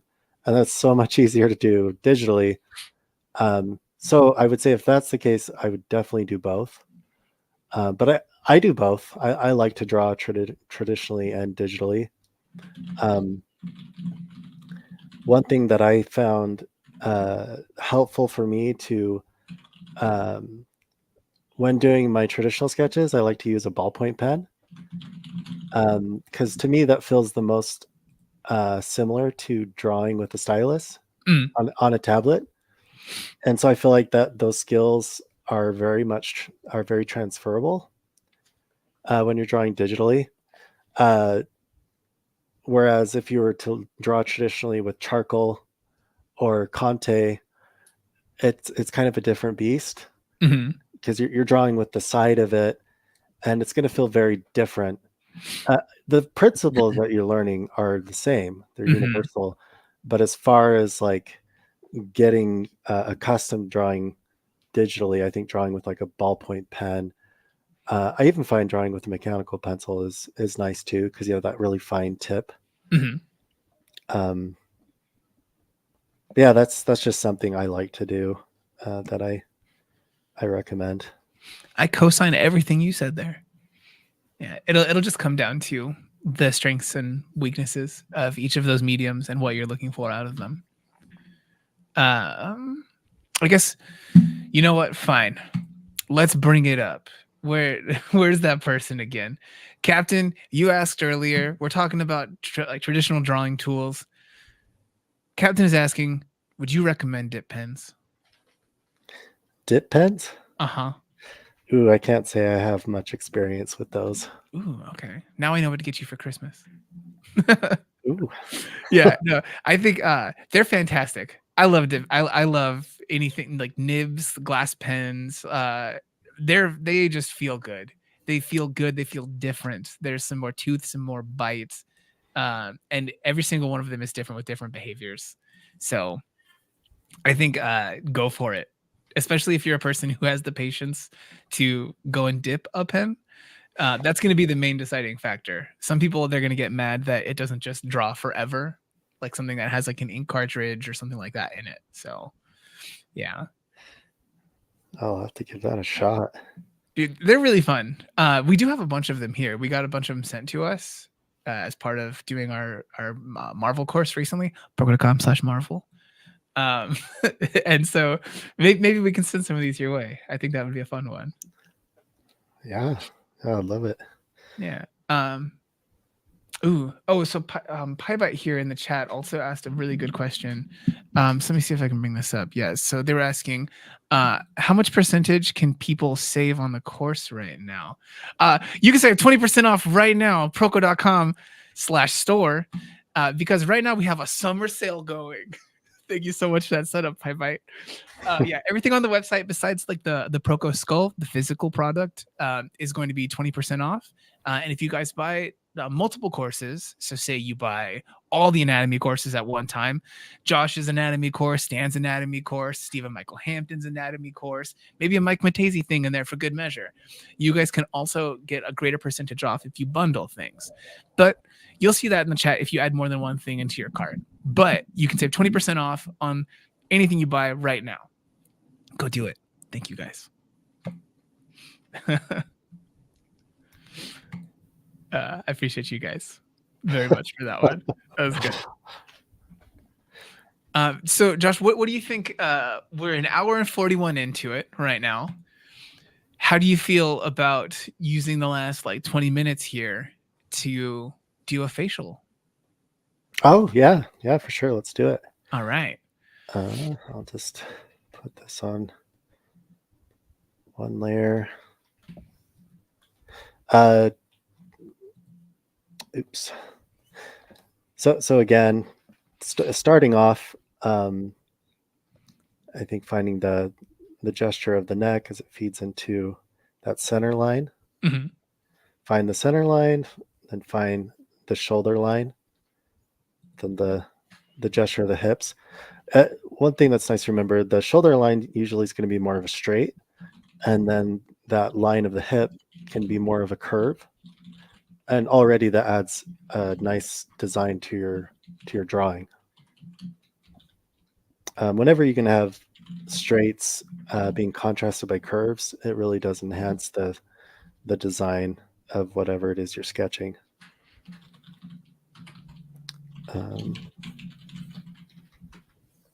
Then yeah, blocking out the mass of the rib cage and finding that thoracic arch and the obliques.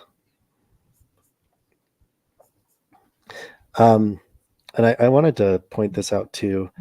This is a mistake I made a lot.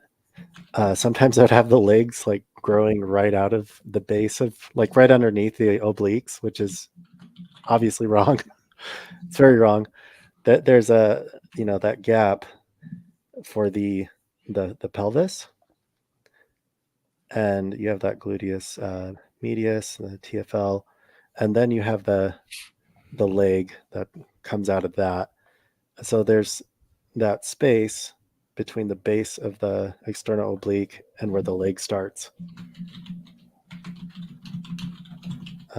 Anyway, we can move on to the face. I just wanted to kind of go over those. Oh no, absolutely. I think, like you said, it's important to go over them afterwards. That's the point of the studies. I just want to interrupt you in there. Hide that and here we go. Nice. This is a good one. Yeah, this will be a fun one to do. So I got like 10 minutes to do this. This is up to you. This can be a lightning round one, or we can run over a little bit. This is on your time. You know, you're the one with the kids, the concept art job, and everything else. Yeah, maybe 15 minutes will wrap it up. I probably have to grab lunch after this, and then we have our company play test, which we have every day. I always look forward to it. Nice. Well, yeah, feel free to talk about your process during this one then. I won't bring up any other questions for you. All right. So to start, I just block in a soft circle to kind of block out the mass of the cranium. It's really very similar, the Luma's approach.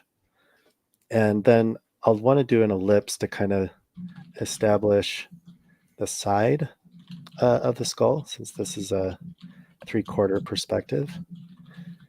And from there, I can kind of block out the eyebrows, the eyebrow line, the eye line, and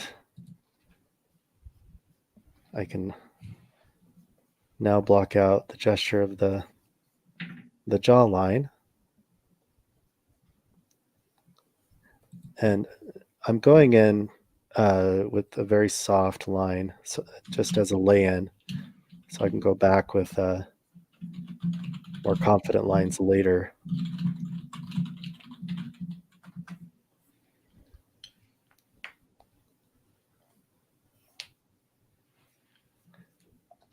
Just blocking out the gesture of the neck.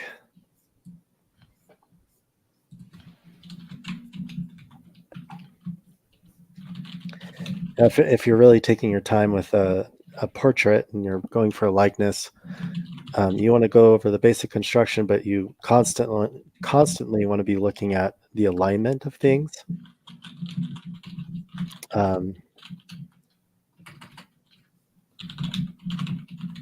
Especially vertical alignments, I find can be the most difficult.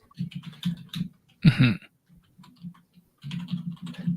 One thing I always struggled with, and sometimes still do struggle with, is getting the length of the nose correct.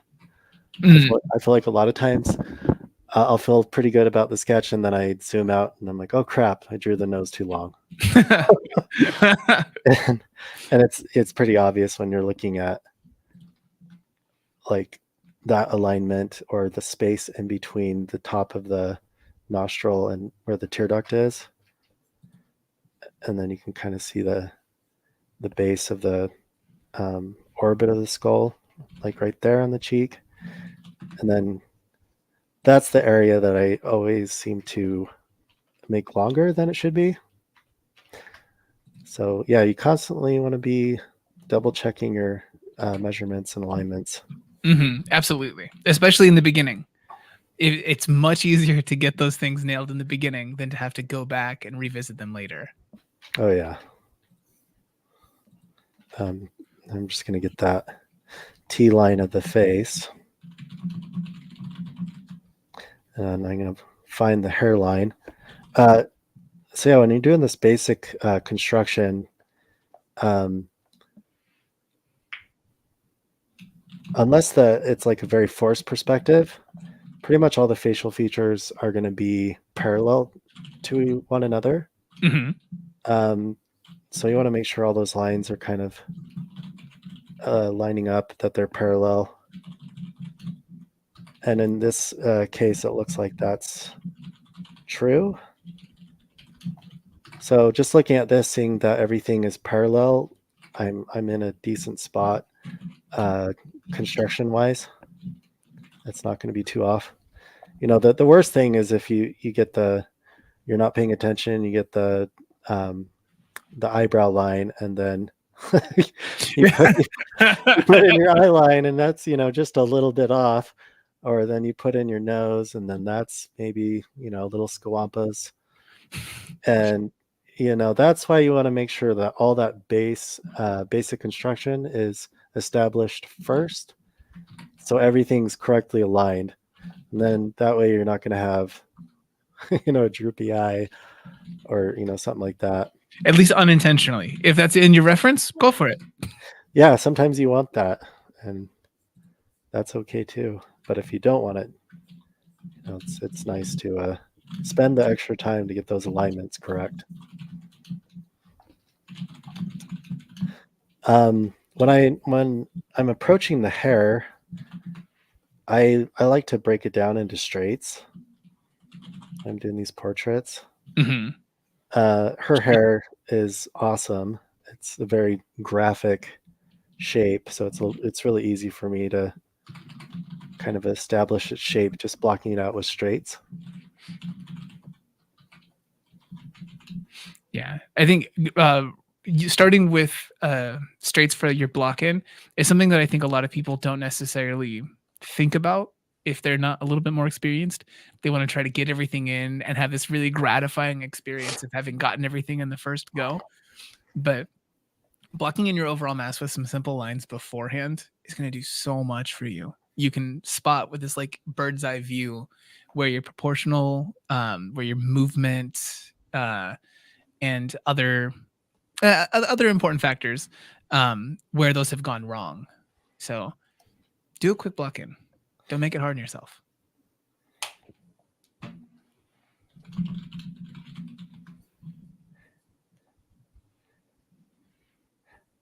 Yeah, and even when you're blocking out the individual features, it's a good thing to have a similar approach. Again, you're kind of checking that everything is symmetrical and lined up. Mm-hmm. And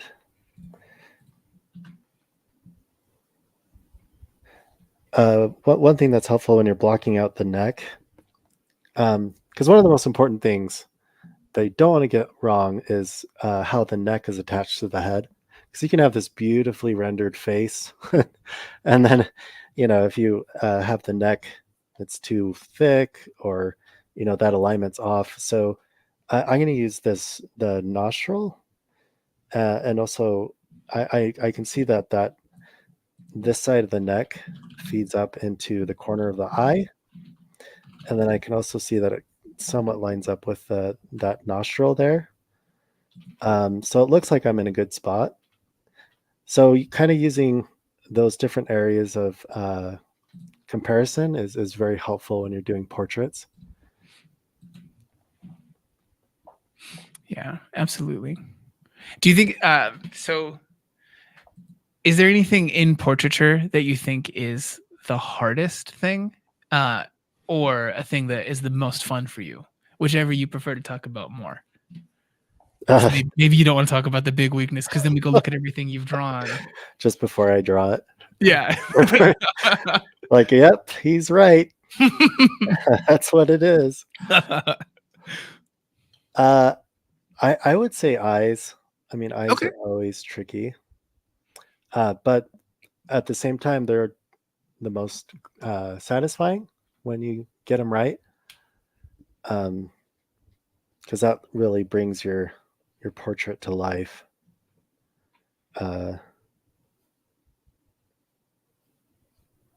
Yeah, you want to make sure that's and with the eyes being as hard as they are, you want to make sure you're helping yourself out as much as you can by doing a strong underlying sketch. Mm-hmm. Travis Anderson here in the chat asked, "Is this the Loomis method? How would you feel about this compared to traditional Loomis method?" Oh yes, very, very much. I would say a hybrid with a heavy influence from Loomis. Mm-hmm. Yeah, there's definitely some big similarities here to a traditional Loomis method, but I think we're also in a space now where I think we've shown that combining methods is often the strong, like the most strong option. It's like a purebred Dalmatian has so many health problems, but if you just like get a little bit of mutt in there, they're so strong and they look like Dalmatians. Yeah, you want to have your Voltron effect. Where Yeah, everything comes together and creates this awesome, unbeatable machine. yeah. I just watched Planet of the Apes recently, the new one, and so I really wanted to say apes together strong, but maybe it's one too many pop culture references for one metaphor. You already got Voltron No, in there. that's a beautiful one. I just watched that too. That's a great line. Dude, I was shocked they did such a good job with that one. I love the old Planet of the Apes movies, the older ones from the 60s and 70s. And I even enjoyed the more recent ones. This one stands on its own. I think it's a great jumping off point for people. Has great visual effects, good storytelling. And speaking of anatomy, oh boy, do they do a good job of moving the movements over from people's performance capture over into the ape bodies. So this is the one that's still in theaters? Yeah. I haven't seen that one yet. Oh, okay. I rewatched the previous, is it 3 films that they Yeah. did? Mhm. Yeah. Yeah. Okay. Go ahead. What? Oh, we just did the Zoom call thing. Oh no. Oh, you go ahead. I think I lost it. But you know what? Us getting derailed and talking about the Planet of the Apes movie during the art stream is probably not a bad thing. Do you want to talk about the process that you're doing now? Oh yeah. So I think once I get that basic construction established, now I can really focus on kind of the shapes that I'm looking at, breaking it up into shape patterns. And again, that's why it's so important that you really focus on those vertical and horizontal alignments. Oh my gosh, right now I can already tell my... Don't tell them. They won't know. Don't tell them. The nose is too small. So I'm going to go ahead and...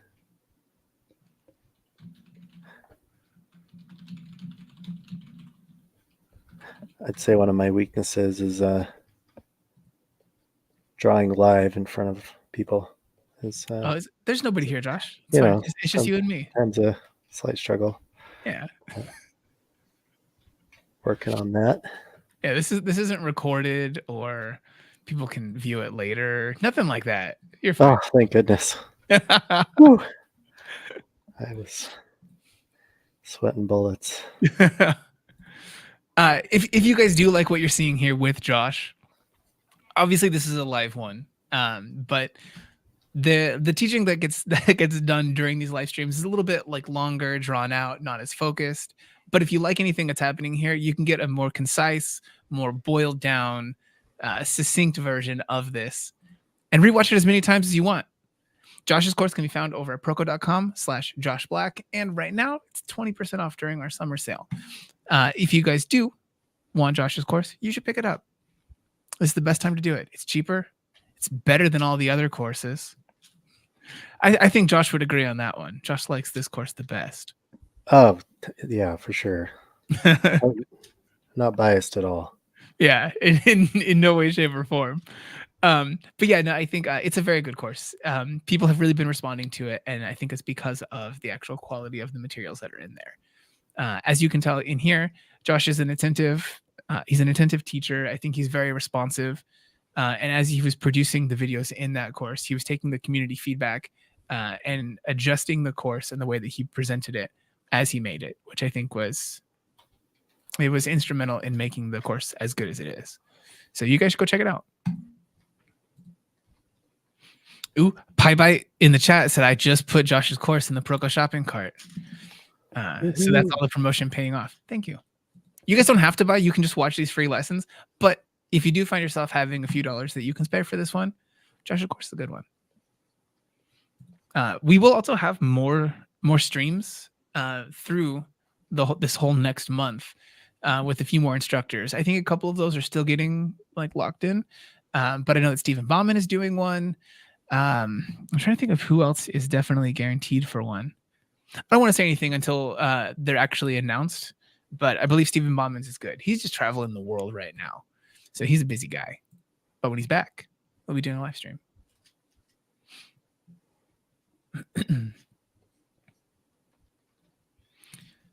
Is there anything that you want to call out in where your drawing is right now? Yeah, I mean, you just notice I'm being very careful with the construction and lining everything up. I'm not. I'm just slowly building it up, just to make sure things are where they should be.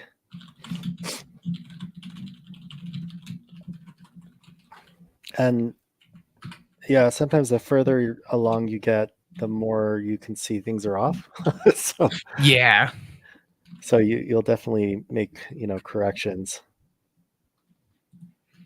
especially when you're doing portraits. Hmm. Yeah, I think that there are a few things that are talked about people looking at first when they look at a picture or say like a YouTube thumbnail. Those things are often the face, the eyes, the hands. And those are often the things that you hear people have the hardest time actually drawing. And I think it's because we look at those things so often for so many cues that we know the intricacies of those things. So we expect a certain thing from them. That's how we can tell when they're so wrong, you know? AI doesn't look at faces and hands. It does. It's getting better at them. But Billions and billions of images yeah. every second. Yeah. But no, it's just something that I think that we notice because of our experience with those things. Yeah, there was I think it was Feng Zhu, one of his podcasts. He talks about that very thing. Mm. He has one podcast where he's trying to make learning for beginners very approachable and trying to create a hierarchy of what's easy and what's hard. Mm. And it's similar to what you were saying. Like, obviously, like the human face is the hardest because it's something we look at all the time. Hmm. And the human body, you know, even gestures, you can tell right away if something's off. And then I think like the easiest thing to approach was just like architecture and like organic trees and rock formations. He was like suggesting like that's a good place to start drawing those things because we're not as familiar with them. And so if you make a mistake, you're not going to notice right away. Hmm. That's a good way to kind of build up the confidence. And then, yeah, I thought that was a cool episode. Yeah, no, it's a good way to approach this one. So Ramo in the chat asked for those that English is their second language. Can you explain what you mean when you say blocking in, blocking out? So blocking in. What is a block in, Josh? A block in, like right now, it's just starting from it. Essentially, it's just going from very, very basic to very basic shapes to complicated shapes. It's like if you were to approach like building this out of clay, you know, you just start off with a block of clay, and you would kind of, if you're doing like a subtractive method, then you start cutting out like the eyes to get the alignment of the eyes, and then you do little indicators where the nose, and you don't just go right in and start fleshing out the eye or the nose. You make sure that the overall construction of everything is lining up together Mhm. and feeling solid, and then you go in later with more confidence to do the details. So it's going from simple to specific to complicated, Mhm. I guess. That was a very succinct breakdown of a block in. I appreciate that. Yeah, if you want to build on that, No, honestly, I Probably think be good. you nailed everything there. Yeah, I think the only thing that you could possibly do is to point out that during your block in here, you're sticking to using straight lines. They're just less complicated to first lay in. If you guys haven't ever heard of it, a lot of times people will use the C, S, and I lines for initial construction to keep it nice and simple in the beginning, rather than trying to like nail in all these like contours for stuff. If you just make lines that are like shaped like C's, little S's for some curves, and then I's, that's pretty much all the lines you need for your first sketch and block in. Yeah, I think that's definitely true. And I'm doing portraits, and yeah, and then towards the end, you kind of get the excitement of those curves. Mm-hmm. You know, to give it a little more like energy and contrast, and you know, like with her hair, you just do like these little squigglies to add some of that excitement. Mm-hmm. But that's kind of later, like that's more of the icing on the cake kind of thing. Yeah, I was gonna say like it's very much that. It's the reward for having nailed your construction. You get to start doing the other stuff. Yeah. You can't eat just icing. Don't get me wrong, you can. It's just bad for you. um, let's see here. I do want to call out. So, and for people who are watching you do this right now, I think that a lot of them might enjoy in a like I'm trying to think of how exactly to phrase this. There's a thing that you do in your breakdowns where you don't just necessarily do this rough anatomy sketch that has no rendering to it or anything like that. You throw in some indications for shadow, for plane changes. And I think that you choose really like visually appealing ones that drive an artistic representation of the reference. Is there anything that really drives when you choose to place the shadows? Or do you think that you just do them as a natural product of laying things in? Laying things in. Okay. I honestly, like, once I get the basic alignments of things, I'm almost using anything after that point as a point of comparison, just to delineate the shapes that I'm Mhm. looking at. And so I'm using the anatomy, I'm using the core shadows, the cast shadows, the lit shapes, shadow shapes. I'm using everything to put together this puzzle to make sure that all the pieces are lining up together. Mhm. Um, so at a certain point, I'm kind of like going back and forth between the lighting to construction. Um, but I would say with lighting, usually I just start with a very kind of graphic approach where I will first establish like uh, the core shadows and cast shadows. Um, so here on her face, there's more obvious cast shadow here below the lips. This Is there one's any can you zoom in a little bit? oh yeah, Yeah, thank you so much. sorry. Oh, no, you're good. Um, Obviously, this one on the base of her neck is probably the most obvious of the cast shadows in this reference. Mhm. Uh, your cast shadows usually are going to be um, the sharper, crisper edges. It's just going to be like a thin line. That's how I usually uh, illustrate the cast shadows. Like even here, uh, this cast shadow of her eyelashes um,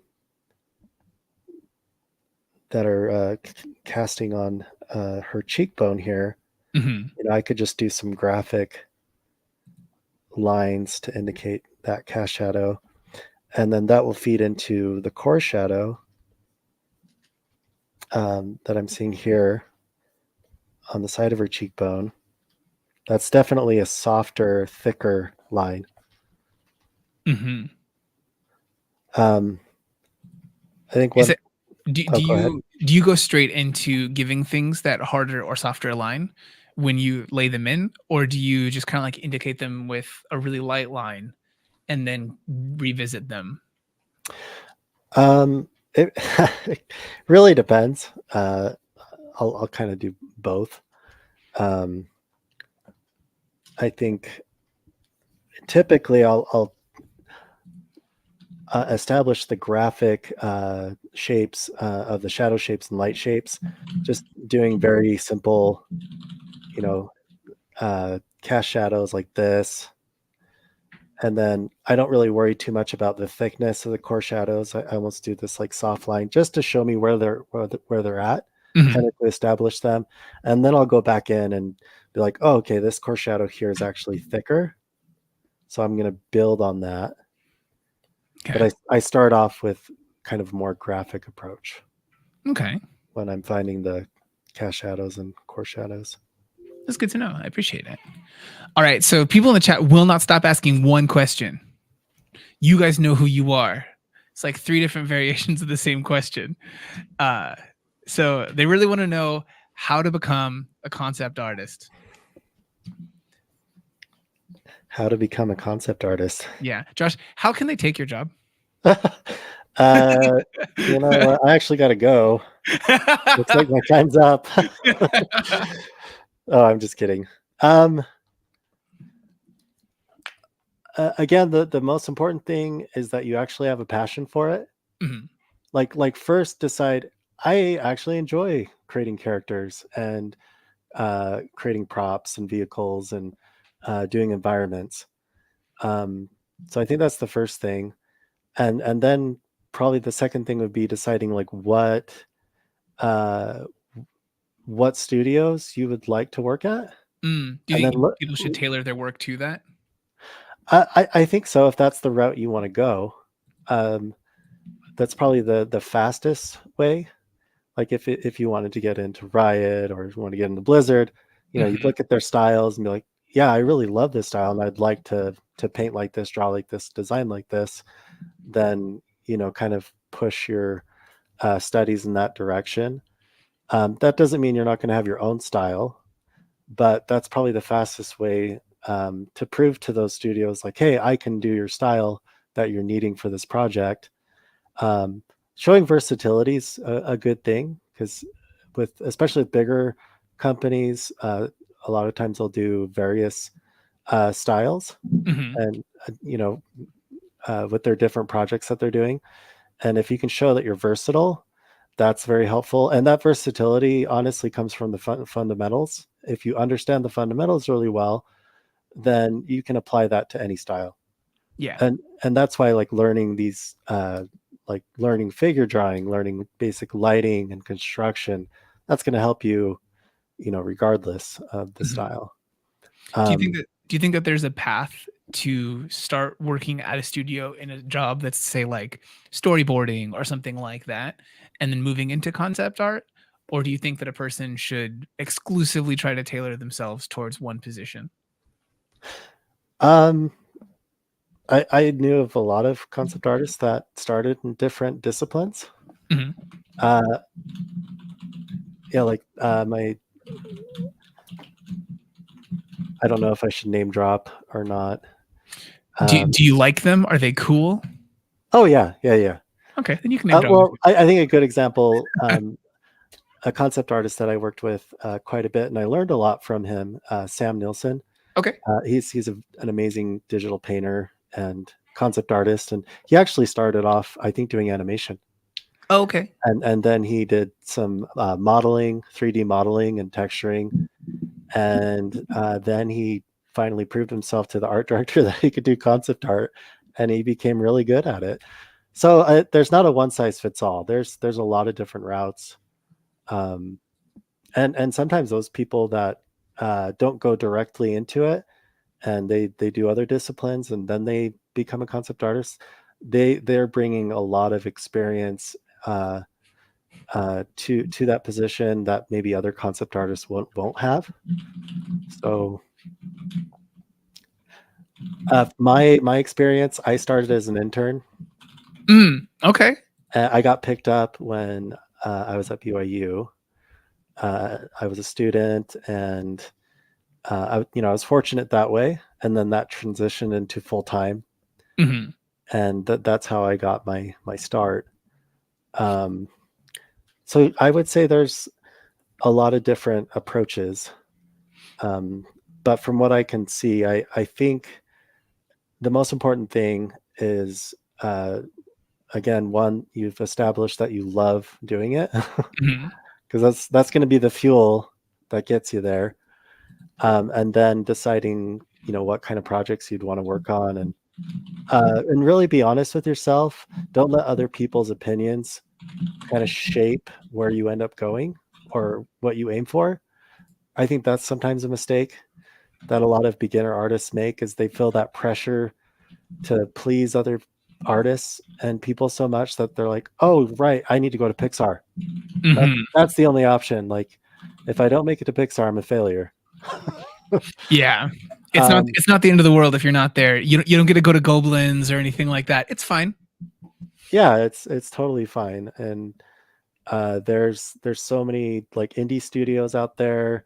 There's, of course, there's the big studios, and there's lots of different paths. I think the most important thing is that you take advantage of any opportunity you have to do what you love and to learn from other artists. And yeah, sometimes that means taking a position that maybe isn't like your dream job right away, but it's something you can learn from and grow into, and then use that as kind of a springboard into, being a character designer, or a senior concept artist or whatever.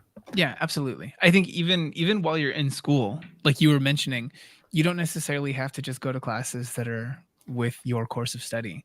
Everything that you do leads you into the opportunity to do more and expand things. Just always be a student, always learn, and take opportunities when they come up, as long as they don't put you out and make you have zero sleep. Try other things, and eventually you'll find your way into doing something that you like more, or find your way back to doing something that you like doing more when life situations change sometimes.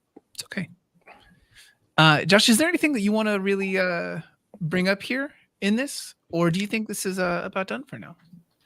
I think we're probably good.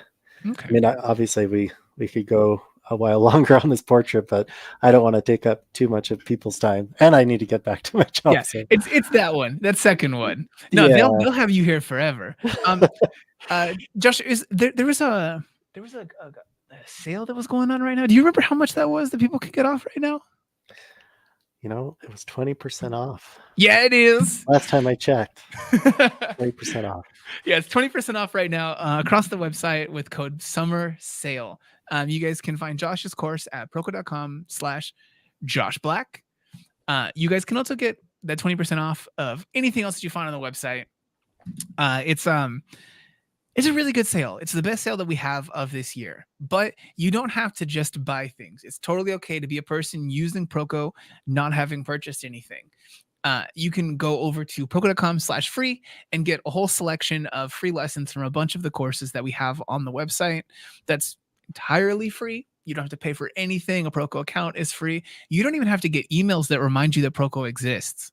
You can turn off email notifications. You can also use the Proko timer tool. It's proko.com/timer. That's free references for you to draw from. It's time sessions, 5 minutes, 1 minute, 10 minutes, an hour. It's up to you how long you want to use any of those references for.